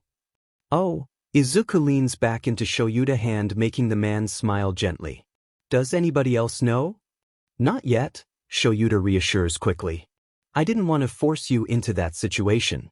You can tell who you want to." "Thank you." Shoyuta nods his head in response. "Though that does not mean you and I aren't going to be having a few serious conversations." "Oh no." "Yes, oh no. We're going to be talking about those impressive but very dangerous stunts you pulled with Bakugo, your very concerning relationship with Bakugo, and your living situation." "Not right now though?" Izuku asks hopefully. "No, not right now," Shoyuta agrees. "Right now, you are going to rest." Shoyuta pauses for a moment, thinking. Does Kigo know? Kei knows practically everything. Actually no, wait, he knows everything. So, does Dabs, Izuku says. And then Emi knows my civilian identity.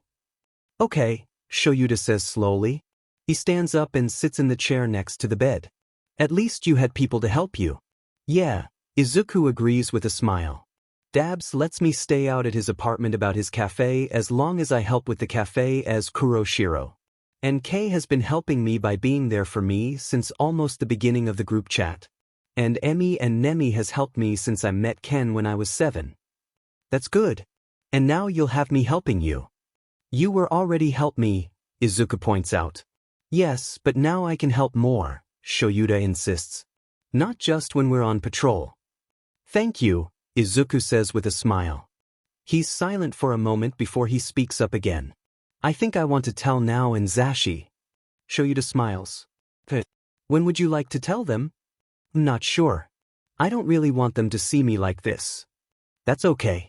You can tell them when you get back to school. Can you be there too?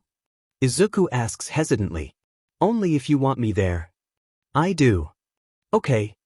They lapse back into silence, only broken for a moment by Izuku asking for Shuta's phone. Shoyuta raises an eyebrow but hands it over anyway. Izuku immediately goes into Kigo's contact, making sure to hold the phone so Shoyuta could see it. Dawn and Moonlight. Tuesday, 9:40 p.m. Moonlight. Hey Kay, it's Izuku. Your dad knows. Seriously. Awesome. Are you okay? I heard rumors that you're in the hospital. I'm also hearing rumors that you killed another student. Grinning face with sweat. I don't know what to believe. Moonlight. I am in the hospital. I'm in pretty bad shape but I'm okay. And I didn't kill him. Actually I don't know for sure. Let me ask Shoyuta. Zuku, oh my effing god. You don't know. Izuku looks over at Shoyuta who was reading the texts. He rolls his eyes and shakes his head. No, you didn't kill Bakugo. He sounded a lot like the Shoyuta Izuku knows rather than the very soft and concerned parents he was earlier. Though I guess this could be called tired parent. Shoyuta was a lot like a dad. Actually, he is a dad now. Dawn and Moon. Tuesday, 9:46 p.m. Moonlight. He is not dead. Though it would not be much of a loss. He destroyed one of my hearing aids and he tried to kill me, so alien monster. Also it's Bakugo. Now I'm kinda sad that rumor wasn't true.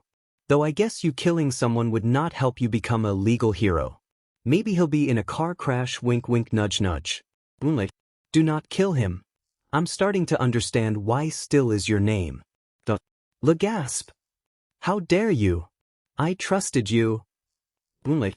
I'm going to give Sho back his phone now. Can you tell Dabs that I'm alive and to spam my phone and not Sho's? Will do, dude. I'm glad you're alive, IG. Moonlight. Me too, IG. What do you mean, I guess? Moonlight. Bye. Skull and crossbones, robot face, alien monster, mechanical leg, eyes, eye, man, light skin tone, white hair, woman, microphone, couple with heart, top hat, pig nose, dog face. Hubert. We fight villains and stuff. Tuesday, 10:10 p.m. Gremlin Mummy. I stole Shuta's phone. This is Karma BTW. How in the world did you do that? Chicken wings. You didn't steal it. Dad gave it to you after you asked nicely. Gremlin Mummy. You always ruin my fun. I asked politely and he gave it to me. CC lady. That makes so much more sense. Gremlin Mummy. It's so much more boring. I hate you. Burnt chicken nugget. Karma. What thief man? Gremlin Mummy. I know for a fact Kigo told you to text my phone and not Shuta's. Be a good boy and do that. Burnt chicken nugget. F you. I am Kerr. What did you do to Tyakuin? Gremlin Mummy. Nothing. He's just a dramatic little sheet. Chicken wings. He's the dramatic little sheet? I heard you killed a man and then died. Gremlin Mummy. I would never. Maybe. But kill a man? Never. I'm insulted you would think such a thing. Chicken wings. May I reference the stain incident? Gremlin Mummy. I didn't kill him. I shot him and hung him upside down for the police to get him. I am Kerr. Wait, what? Gremlin Mummy. He is very alive and in jail. Not dead. And I did that for revenge in Zashi's honor. Thank you, Karma. Gremlin Mummy. Of course. Loves ya. I will not take this slander on my name. I have never, and might never kill someone. If I ever did, they deserved it. Laffy Taffy. That's right, Karma. Stand up for yourself. Gremlin Mummy. Thank you, joke. I have to give Shuta his phone back. Have a nice night. Izuku glances out of the corner of his eye to show Yuta, who wasn't paying any attention to him, instead looking out the window. That was it. Mistake. Sunlight and moonlight. Tuesday, 13:45 p.m. Moonlight. I know who Karma is. Twilight and moonlight. Tuesday, 10:50 p.m. Moonlight. I know who Karma is. Izuku smirks and hands Shoyuta his phone back. Here you go, Izuku says cheerfully. Shoyuta glares at him. What did you do? You'll find out very soon, Izuku cackles. Very soon indeed.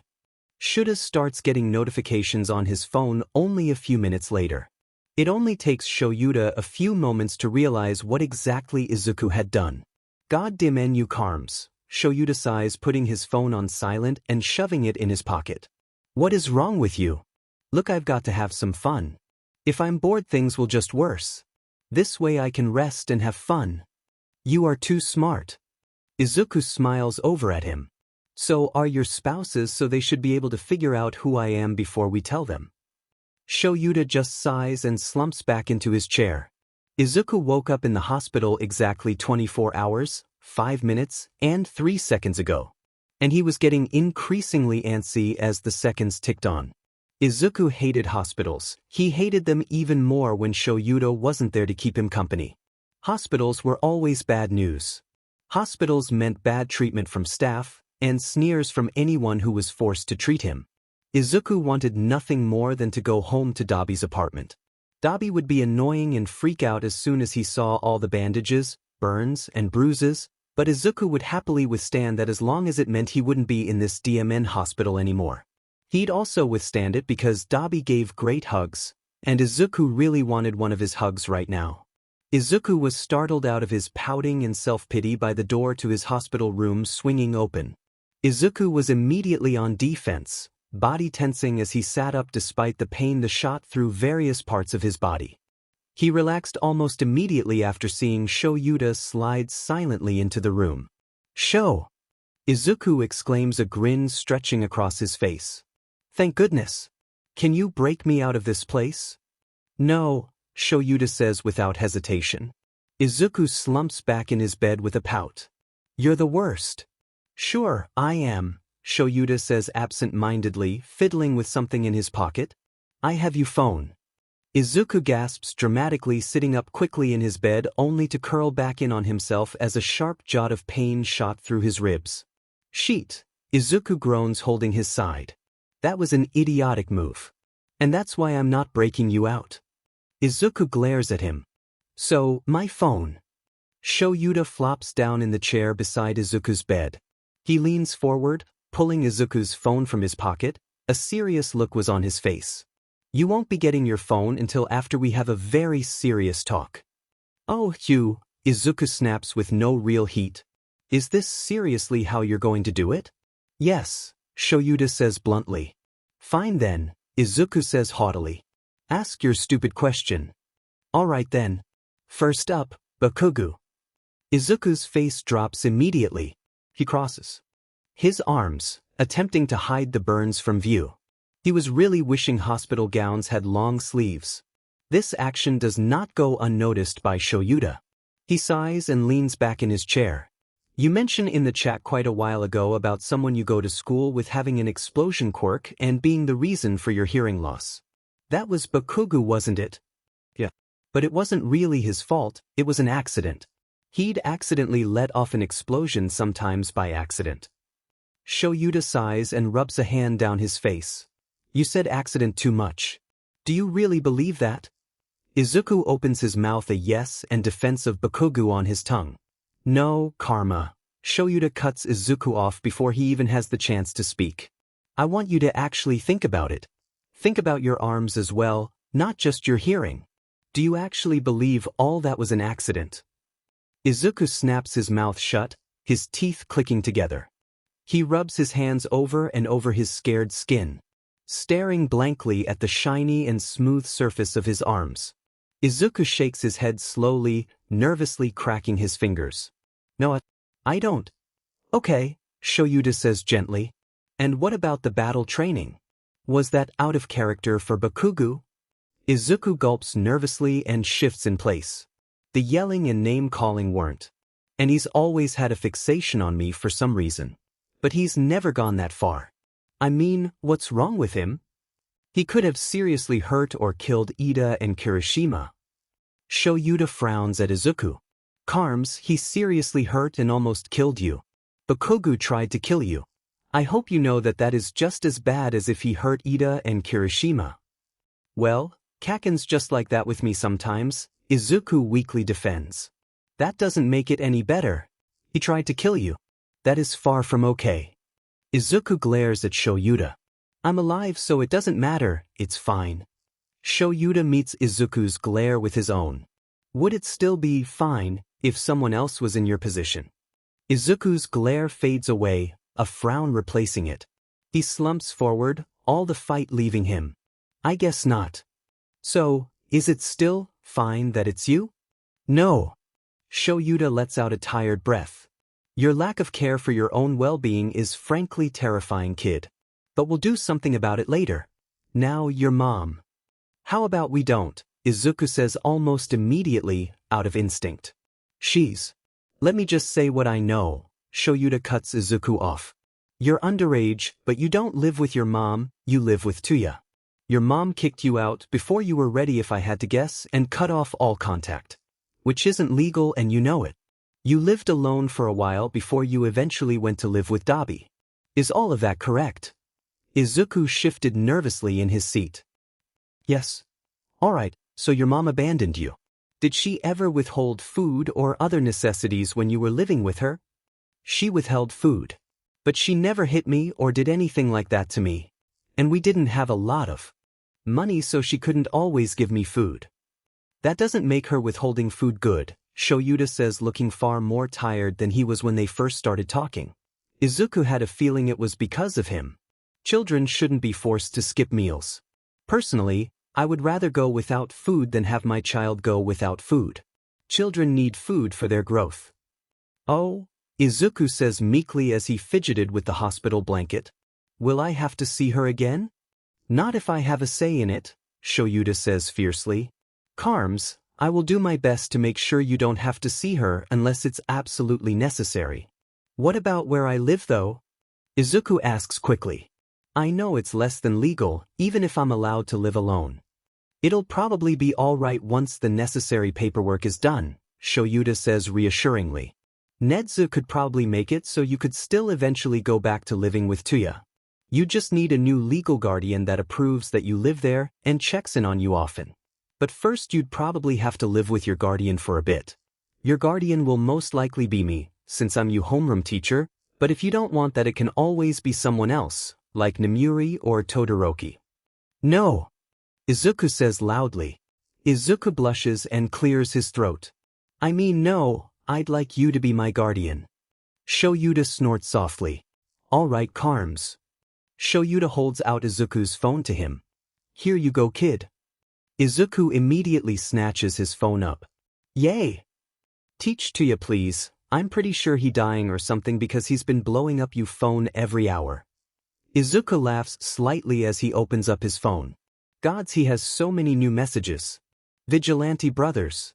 Wednesday 11:20 a.m. Beach Boy. Dude, are you okay? Kigo said you were fine. But I heard from my dad and my brother you got you butt kicked. And rocked some other kid's butt. Dude, I'm serious, answer me. I'm really starting to worry here. Answer me, you a-hole. Awesomest person ever. I'm fine. Chill out. I got really beat up but I'm alive. Shoyuta knows like everything. I won't be able to live with you for a bit, but Sho said I would be able to again if I wanted to. Beach Boy. Oh shit, dude. Are you okay emotionally? Awesomest person ever. I'm tired but think I'm doing okay. I really need to text my friends though. Beach Boy. But take it easy, okay? And you better FNG text me later. Awesomest person ever. I will. Just dance. Wednesday, 11:40 a.m. Emo Boy changed their name to Immortal God. Immortal God. I live bitches. Good vibes only. UF Beach, but it should. Don't you ever scare me like that again. I am going to throw you out a window, I swear to God. Oh, you infuriate me. You better not be close to death or something. or I will change that from close to death to dead. Oh, you piss me off. Immortal God. That's not very good vibes only of you. More like, bad vibes only. But I'm fine. I don't know when I'll be cleared, but I should be out of the hospital in at least 3 or something days. I will not stay any longer than that. Cover it. Suit. There's a rumor going around that you killed Bakugo. Is it true? Mimi's being no help. Alien Queen. It totally looked like you killed him. But it also looked like he killed you, so person shrugging female sign. Immortal God. I had to actually confirm with Aizawa-sensei on this one, but no, Bakugo is alive. Alien Queen. That's lame. Immortal God. I could go to jail if he was dead, Mina. Cover it.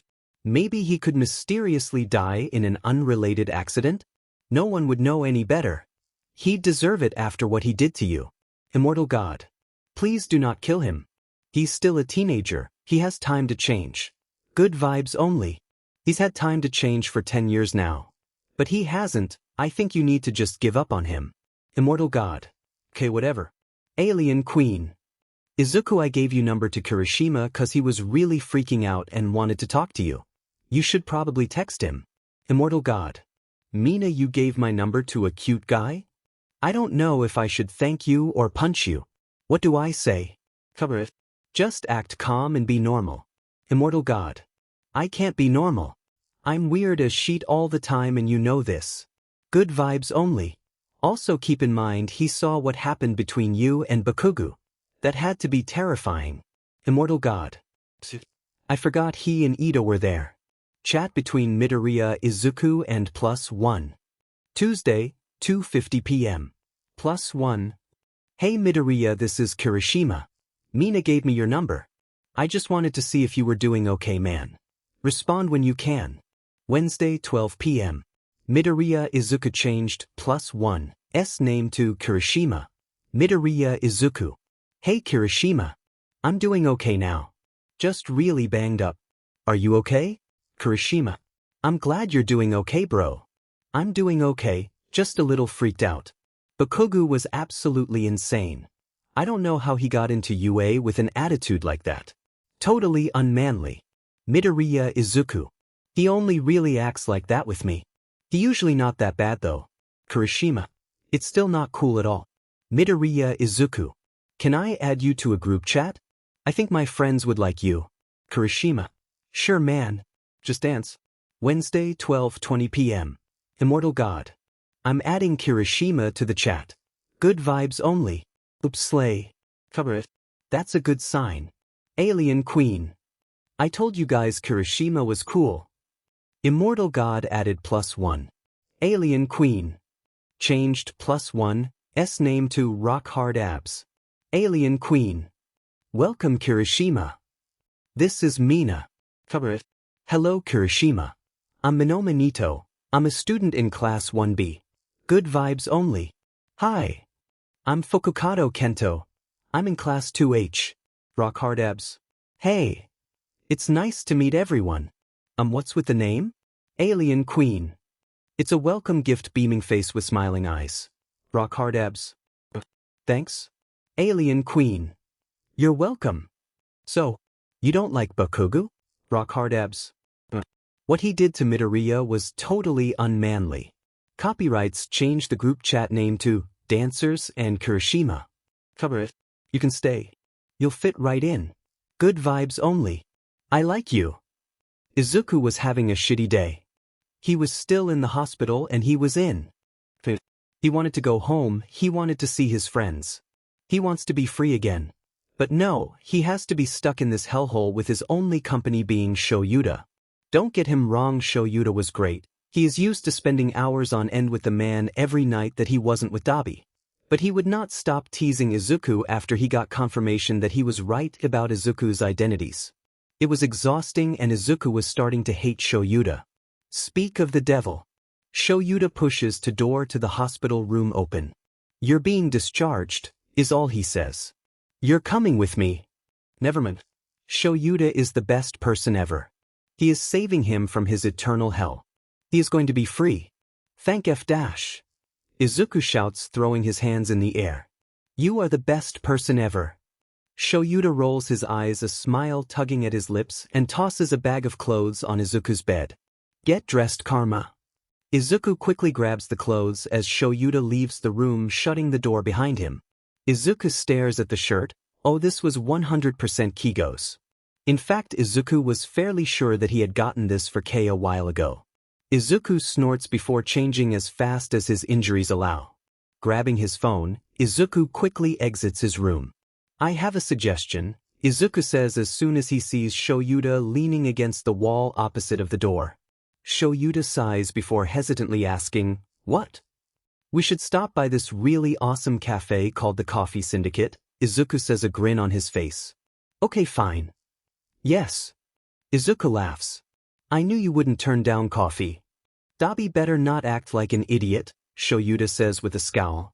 Don't worry, I'll text him beforehand so he can calm himself down before we get there. Izuku pulls out his phone. Trust Shoyuta not to lead him off a cliff or something. Vigilante Brothers. Thursday, 2:05 p.m. The awesomest person ever. I'm coming for you. Prepare. Don't be an idiot. Shoyuta said he will not hesitate to punch you if you do. Beach Boy. How long are you staying? The awesomest person ever. Just be prepared to feed. Shows coffee addiction. I have a feeling the more coffee he gets, the more willing he is to stay so turkey. Beach Boy. I'll have Himiko start making his usual. You're at the hospital, right? Like 13 minutes away? The awesomest person ever. You have the chocolate scones, right? Save like 20 for me. Beach Boy. You can have 5 at most. The awesomest person ever. Lame but. Beach Boy. You just got out of the hospital, you need healthy foods. The awesomest person ever. No, I need to eat everything I've been deprived of the past week. And since when did you start being mature? Beach Boy. When I took in a child more accident-prone than me. The awesomest person ever. Bearded person, light skin tone, safety vest, graduation cap, ring, closed umbrella, spiderweb, raccoon, kiwi fruit, pool, 8-ball, ice hockey. Beach Boy. Take your angry emojis elsewhere. The awesomest person ever. Really living up to the name. We fight villains and stuff. Thursday, 2:20 p.m. Karma. Bearded person, light skin tone, safety vest, graduation cap, ring, closed umbrella, spiderweb, raccoon, kiwi fruit, pool, 8-ball, ice hockey. Burnt chicken nugget. I wasn't being serious. Sniper, no sniping. What's going on? Karma. I'm angry. Furious. Apoplectic even. About what? Karma. Dabi isn't giving me chocolate scones. Burnt chicken nugget. Incorrect. I'm not giving you the 20 that you asked for. I'm giving you a much more reasonable 5. Karma changed burnt chicken nugget's name to betrayer. Betrayer. Karma, you beach. Why can't I change my name back? Karma. I took it to be that privilege since you don't love me anymore. Betrayer changed Karma's name to crybaby. Betrayer. Take that. Crybaby. Jokes on You. Crybaby by Melanie Martinez is one of my favorite songs. Softball, badminton, tropical drink, volleyball, spoon, badminton, salt, American football, running shirt, parachute, running shirt, skis, cricket game, curling stone, second place medal, military medal, trophy, person, climbing, light skin tone, female sign, articulated lorry, motor scooter, ambulance, auto rickshaw, taxi, police car, light, desert island, bus stop, beach with umbrella, bus stop, Tokyo Tower, horizontal traffic light, map of Japan. Betrayer. F you. Crybaby. Go, you know who. Betrayer. Voldemort. Crybaby. You know who I'm talking about. A hero and 2 vigilantes walk into a bar. Thursday, 2:33 p.m. Dabi and Karma, shut up right now or I'm just taking Karma straight to my house. Random vigilante dude. Okay, sorry. Karmatic vigilante. Right, sorry, okay. Go apologies to each other in the main GC. And Karma, there is no way in hell you are getting more than 4 scones. Karmatic vigilante. Crying face. Using a proper emoji will not change my mind. We fight villains and stuff. Thursday, 2:36 p.m. Betrayer. Karma, I am very sorry, I shouldn't have yelled at you like that. Crybaby. I am deeply sorry as well, 20 scones were a little much. Bugs Bunny. What the hell just happened? Laffy Taffy.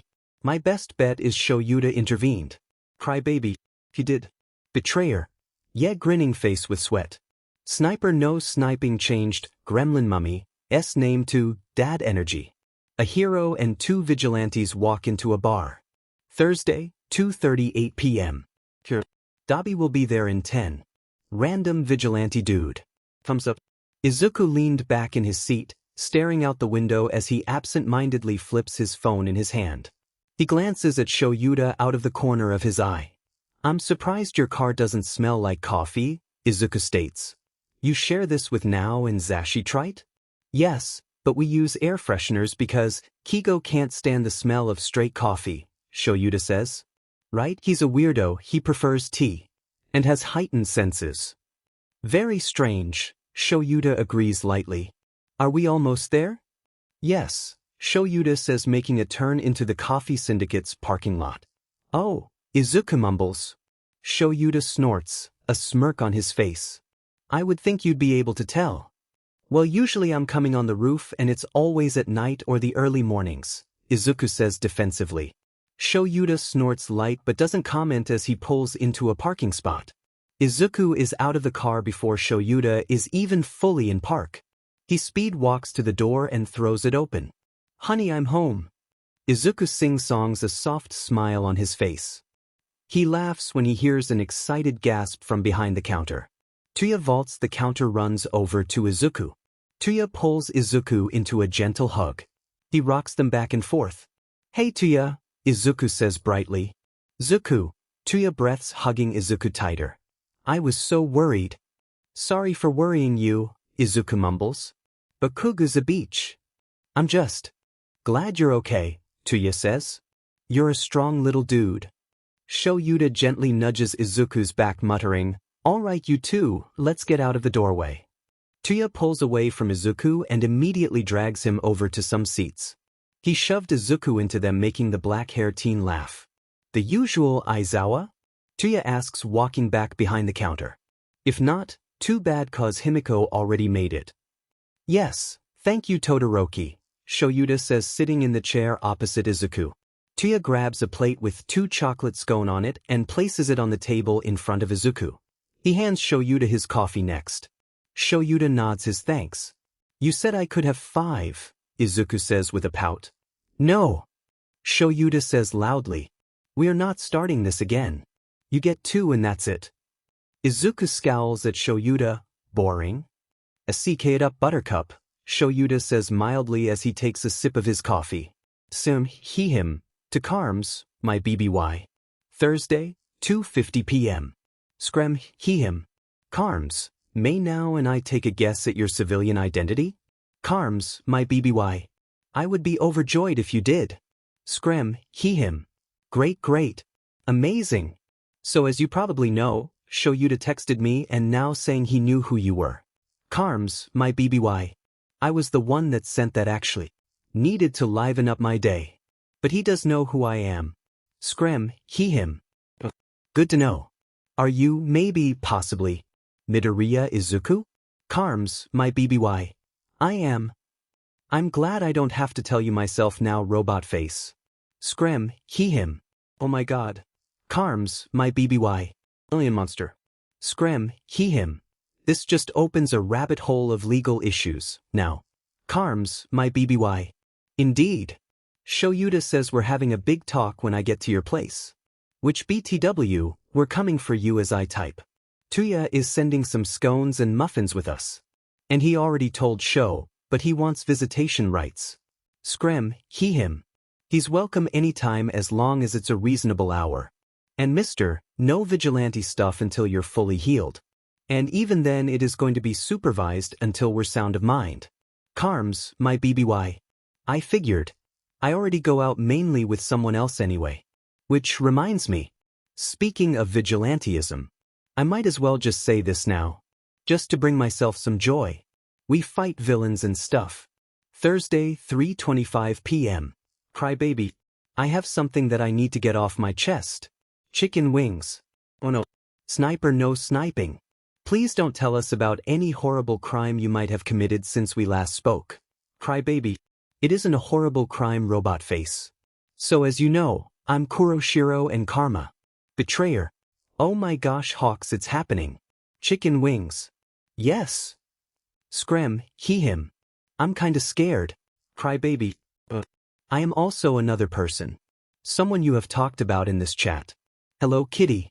What is going on? Crybaby. I am also Evergreen. Human polygraph. What the actual FNG hell? We fight villains and stuff. Thursday, 3:25 p.m.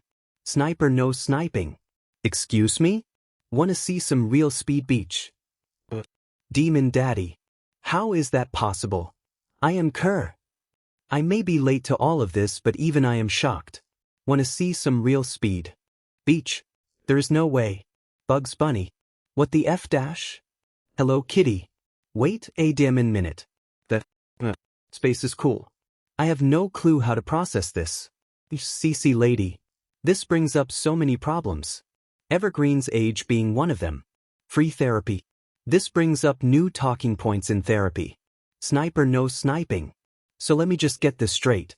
Shoyuta, Hizashi, and Naomasa started off with 4 children. Evergreen, Karma, Kuroshiro, and Kigo. Then we found out Karma and Kuroshiro were the same person. So that just dropped it down to 3. Which is still a bit of children. But not only do we find out Karma and Evergreen are the same person, we also find out that Karma has to be in high school. He is a high schooler. He is a child. Mature Human Torch. There seems to be a theme with their children.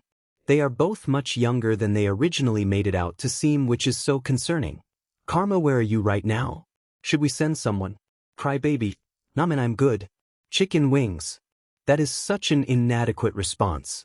Crybaby. Let me finish New Moon face. Crybaby attached an image. The image is of Shoyuta sipping a coffee as he watches a TV in Dabi's cafe. You can see Dabi in the background giving the camera a peace sign. We chillin' carousel horse. Mature Human Torch. How long are you going to be with Aizawa? The devil for the Bible, smiley face. The foreseeable future, smiley face. Crybaby. Well, isn't that just ominous? Laffy Taffy. I knew the entire time. Chicken wings. Wait, what? Laffy Taffy. I knew who Karma was the whole time. Victory hand kissing face with smiling eyes. Human polygraph. You cannot be FNG serious. Screm, he him. I think this has all broken my husband, so I am taking his phone away and we preparing for a house guest. Bye. Mature Human Torch. Wait a minute. Isn't a 1A student staying with them as well? CC lady. Wait, yes there is. Midoriya. An absolute sweetheart. Crybaby.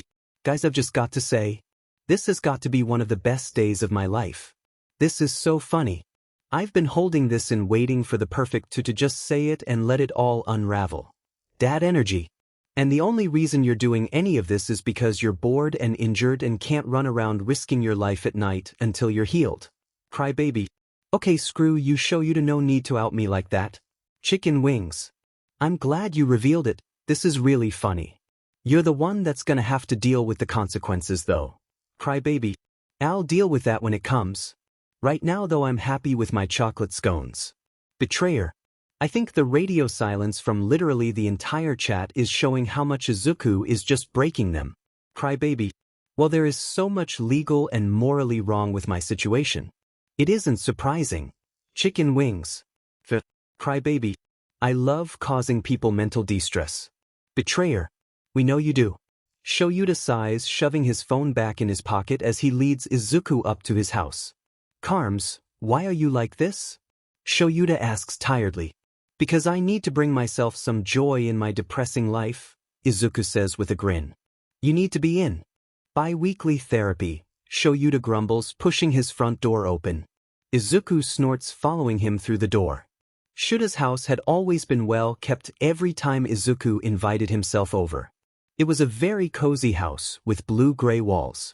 The couches were plush and comfy. Blue and white knit blankets and throw pillows thrown on the couch. Their TV was surrounded by shelves full of books and pictures. Izuku smiles softly when he sees a picture of him and Kigo as Karma and Hawks on the mantel. Along with more pictures of Kigo. There's a few of Izuku and Shoyuta in Tuya's cafe. There were even more pictures on the walls.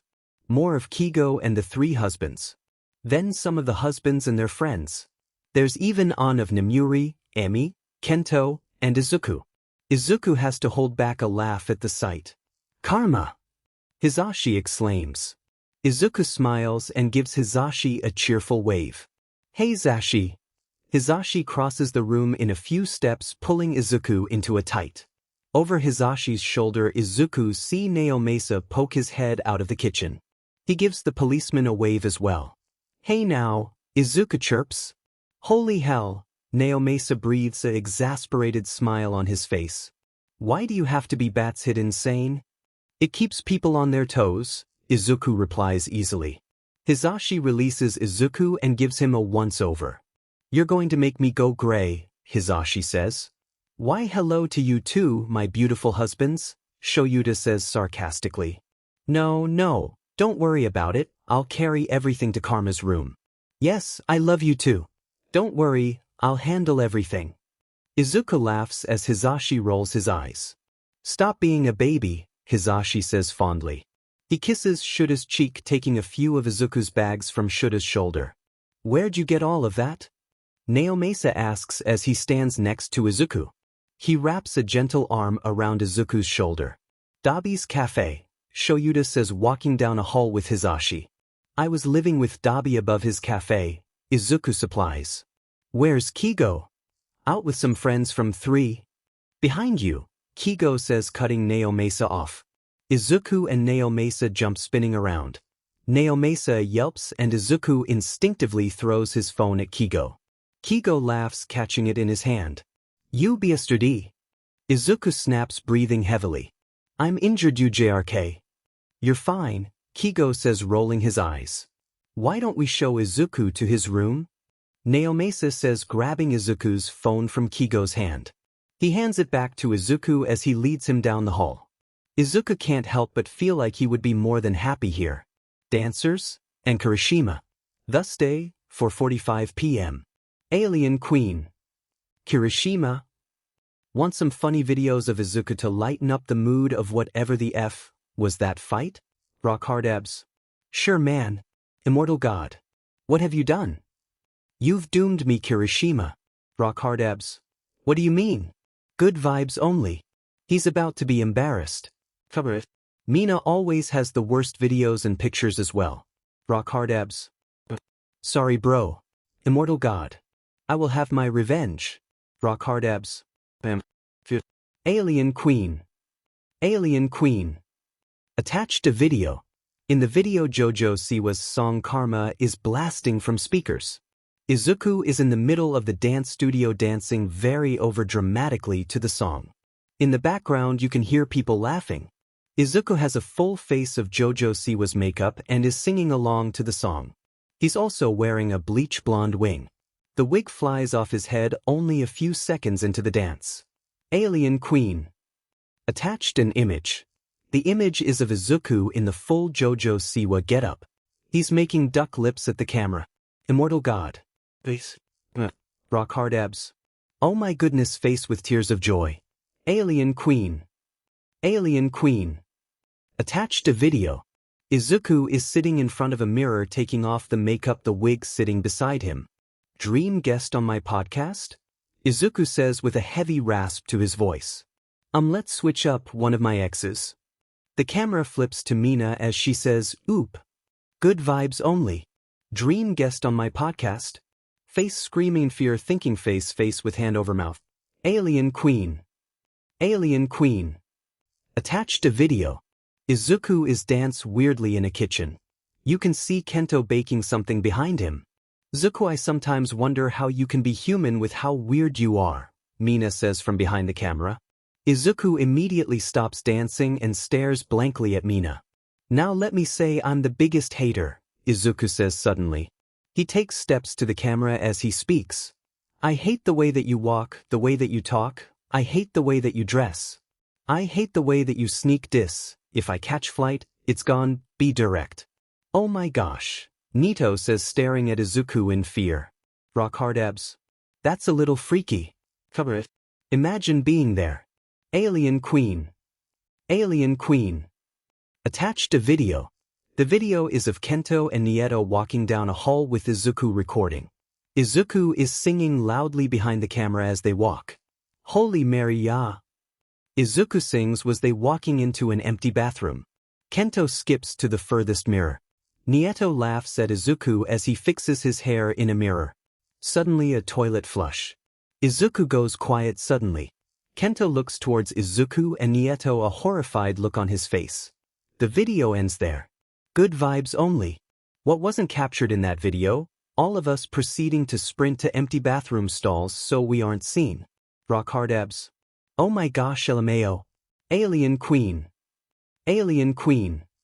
The video starts off immediately with Kento and Izuku singing Chillin' Like a Villain from Descendants 2. Mina's recording as she dances, the camera bouncing up and down. They're all backstage. Suddenly Izuku's face pops into the camera. Hi, are you filming? He asks as he starts to dance, giving the camera a creepy smile. Immortal gods. Mina via Lease Haven Mercy. Cover it.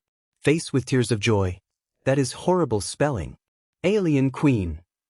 Note face blowing a kiss. Alien Queen. Attached to video. Izuku is behind the camera walking towards Mina as he zooms the camera in and out. Thanks a lot, Rachel, Izuku says in a heavy Scottish accent. It's surprisingly good. Thanks to you my iPad isn't changing with my charger cause. It's gotten used to yours. Thanks a lot. I'm tell mum. Mina makes a face at Izuku and smacks the camera away. Immortal God.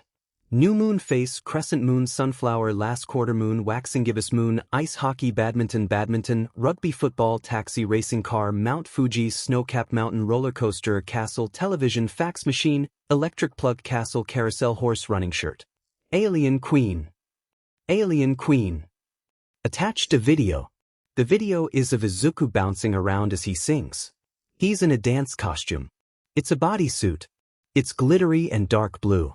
It has only one sleeve and a short skirt on only the side. Ready, here we come, we always get our way, Izuku raps. It's a pirate's life, every single day. She's the captain, Izuku points to Mina, I'm the first mate. Enemies see sick can't see straight. Call them fish bait, throw em on a hook. Uma's so hot, they get burned if they look. Halfway through Izuku singing, Kento joins in doing a weird bodyworm dance. Ow! Kento yelps. I hurt my neck. Behind the camera Nieto laughs. Alien Queen. Alien Queen. Attached to video. Izuku barks at the camera before it cuts off. Alien Queen. Alien Queen. Attached to video. Izuku and Kento are dancing. Kento is shaking his hips back and forth as Izuku twerks. In the back you can see one of their teachers walk by, giving them a weird look. Izuku drops the phone down as both Izuku and Kento begin laughing in embarrassment. Rock hard abs. She is giving me no time to react. Immortal God.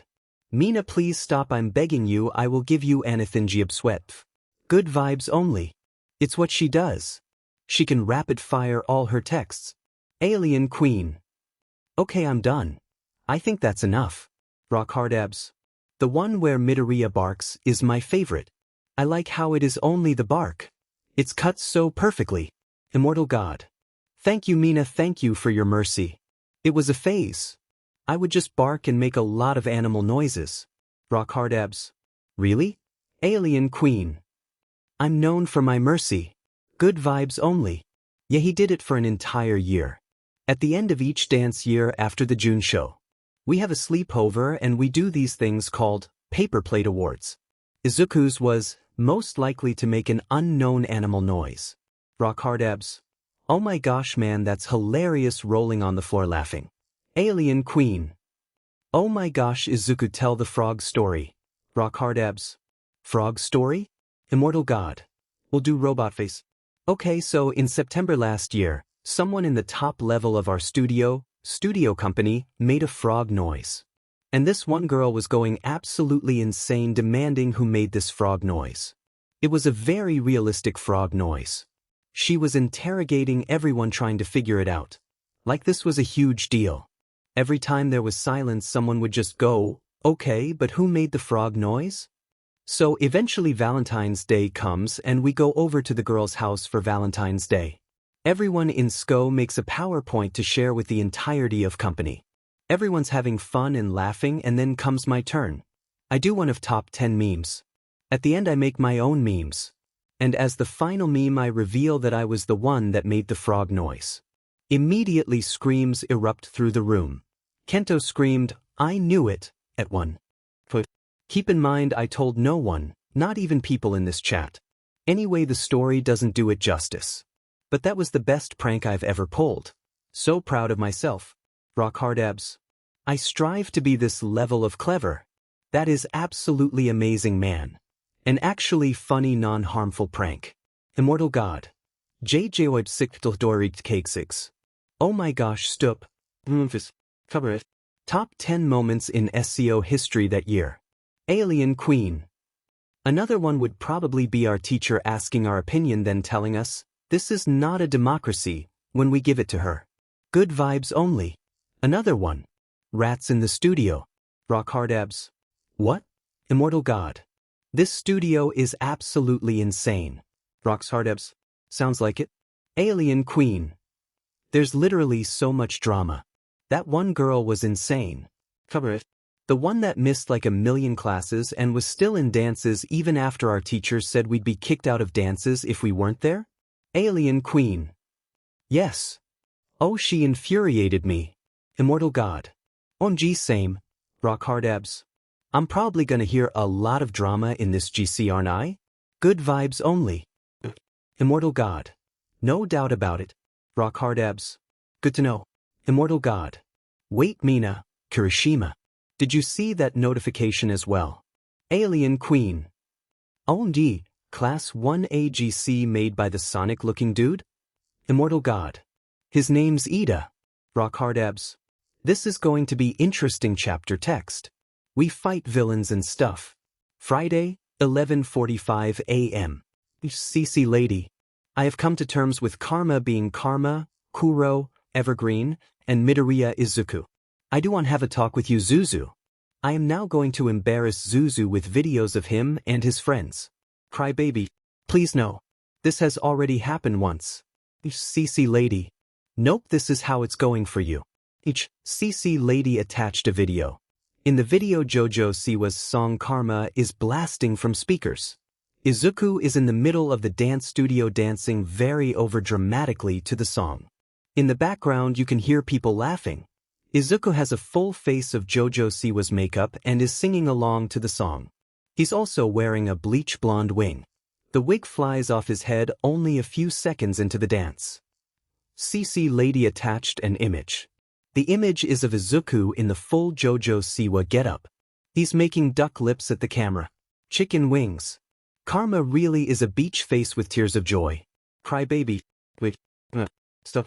Despite me not wanting you to do this, it is really funny that I'm doing to Karma dance and you all call me Karma. CC Lady. Each CC Lady attached a video. Izuku is behind the camera walking towards Mina as he zooms the camera in and out. Thanks a lot, Rachel, Izuku says in a heavy Scottish accent. It's surprisingly good. Thanks to you my iPad isn't changing with my charger cause it's gotten used to yours. Thanks a lot. I'm telling Mum. Mina makes a face at Izuku and smacks the camera away. That is all for now. But I can and will send more. You're on thin ice, Karma. Crybaby. Please, I just need some joy. Chaos brings joy. I appreciate your mercy though. Betrayer. Just your Karma face with tears of joy. Crybaby. Karma's a beach, I shoulda known better. If I had a wish I woulda never f'd around. Replied each CC Lady. Human polygraph. JoJo Siwa could never. Crybaby. Thank you now. Sniper no sniping. Karma using his skill for dance on something like that is funny to me. Laffy Taffy. I have more videos of Karma dancing. Like actually dancing. And pictures. Crybaby. The consequences of my actions are biting me in the butt fr. Make sure any videos and or pictures of me dancing are good. Laffy Taffy. Only the best upside down face. Crybaby. No, stop that. Please, I'm sorry for not saying anything. Internet safety, you know. Bugs Bunny. Says the hacker who is only second to FNG Nedzu. Denim Daddy. I'm sure there is plenty of things you don't want us to know. So consider this punishing for when we find out the other things. Want to see some real speed? We can always ask Dobby or Kigo if we truly want to know. Chicken wings. Zipper mouth face pinching hand. Betrayer.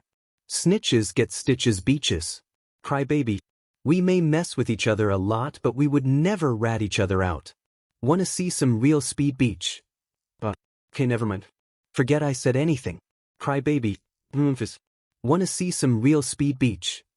Wait, I just realized that you're the Midoriya Izuku from my brother's class. Crybaby. Indeed. Fought him. In fact, he created a group chat for one. Want to see some real speed beach? Well, that's gonna be interesting. You should make your name absolutely horrendous so I can see his reaction. Crybaby. Oh, I definitely will. Carousel horse. Laffy Taffy. Laffy Taffy attached an image. In the picture, Izuku is doing a chest stand. He's waving at the camera and his feet are on the floor by his head. Izuku is smiling brightly at the camera. Behind him, Kento is laying face down on the floor, a hand on his back.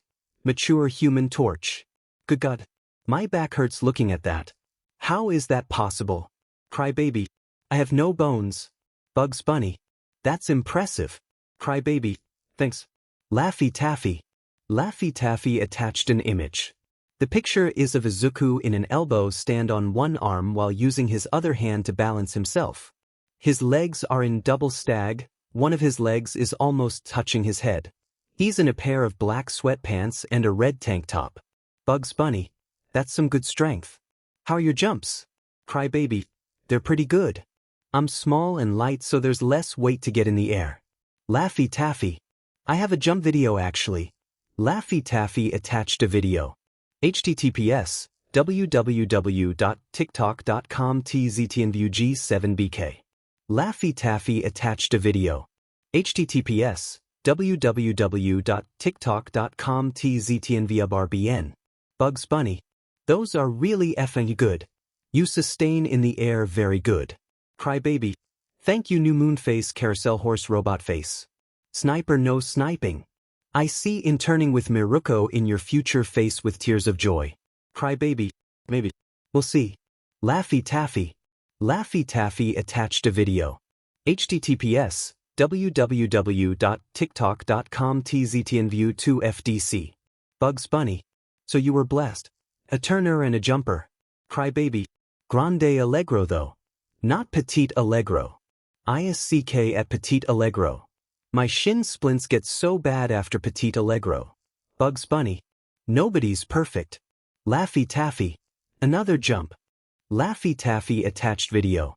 https www.tiktok.com tztnviewvfl. And a contemporary combo. Laffy Taffy attached a video. https www.tiktok.com tztnviewextas. Dad energy. That looks really good, Carms. It's super impressive. Screm, he him. That's so good karma.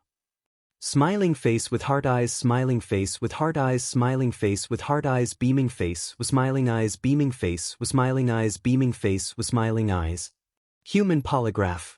I think I would die or break something if I even attempted that. That's awesome, Carms. Hello, kitty. Yeah, I've seen you throw out your back after standing up too fast. Human polygraph. We don't talk about that. Want to see some real speed beach? You look so cool. Bugs Bunny. You got some really good training. You look FND awesome. Mature Human Torch. I'm very impressed. No wonder you're so agile. Chicken Wing. You guys are gonna make Zuka cry. Betrayer. Living up to the name Effer. Crybaby. Udabi, I know where you live. Yukigo, I could stab you right now. Thank you to everyone else. You're too nice, Chicken Honeybee. Screm, he him. Thursday, 5:32 p.m. Ida Tenya created a new group chat. Ida Tenya added 18 people. Ida Tenya changed the chat name to Class 1A Group Chat. Ida Tenya. Hello everyone. I thought it would be a good idea to have a group chat to better communicate with each other and grow as a class. Yayaro Zumomo. That's a great idea. Kaminari Denki. Super cool man. Byamayuga. I'm excited to sparkles dazzle sparkles everyone with my amazing sparkles sparkles. Kurishima Iger. This is a super cool idea, bro. Hagakure tour. I'm excited to get to know you all. Your Arco Choco. Soon. I look forward to a difficult but hopefully fun year. Siro Hanta. What she said. Ojiro Mashireo. Yeah. Kudakuji. It was nice to meet you all. Ashido Mina. Cool idea, man. Chat name needs to change and individual names. They're kinda dry. Ida Tenya. This is for formal use only. There is no need for those changes. That is why only I have permissions. Bakugu Katsuki. Whatever this so fe stupid. Ashido Mina. Please. What is that trash doing in here? Get that horrible name away from my eyes. At Midoriya Izuku. Fix this please. Kurishima Ijiro. Face with tears of joy, face with tears of joy. Midoriya Izuku. What do you want from me? I just got out of the hospital, you witch. Bakugu Katsuki. Did you beach? Kaminari Denki. Isn't that a greeting, face with tears of joy? Midoriya Izuku. Good God. Kurishima Ijiro. Have your eyes been opened? Bakugu Katsuki. How dare you been iron 1a you corkless b. Ida Tenya. This is not what the group chat was made for. We must try and get along. Midoriya Izuku. Indeed they have. This is horrible. Out of the hospital and into this. What has my life come to? Kurishima Ijiro. You are such a dramatic person.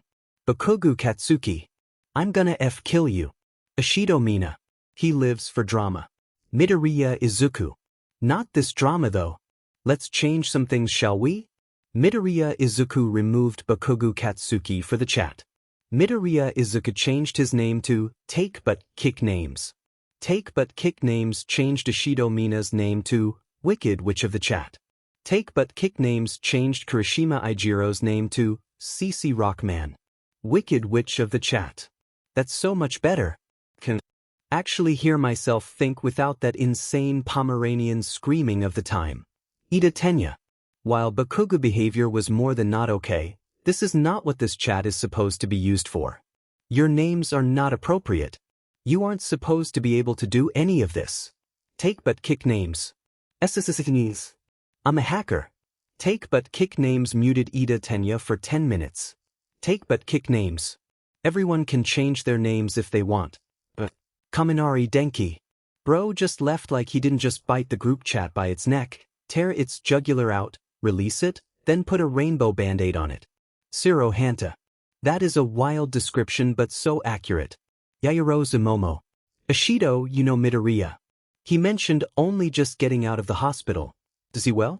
Wicked Witch of the chat. He seems alright. There's some pain, but other than that he's okay. CC Rockman. From what I could tell this isn't new for Bakugu. Hence the reaction. Wicked Witch of the chat. Baku Beach is getting expelled. CC Rockman. 100%. Take But Kick Names. My dad's and brother will beat his but if they could. He's probably getting sued.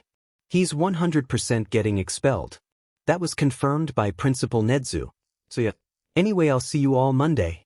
Hope your weekend goes well, Carousel Horse. Denki Kaminari. You are terrifying. Anyway, Denki Kaminari changed their name to Surprise Pikachu. Surprise Pikachu. Oh my gosh, he wasn't lying. He is super scary. But cool. Hi hungry, I'm dad, he said that once. Saturday, 2:30 p.m. So, can I go on a walk? Father. As long as you aren't planning any schemes as any of your many personas. So, I don't have any that I'm aware of. Father. You can just say no. So, question. Father. So, I hate you. Anyway. So I'm like well beyond my class and everything, yeah? Father. Furious. So, what do we plan to do about that? 'Cause we all know what happens when I get bored. Father. Unspeakable things. I'll bring it up with Nedzu.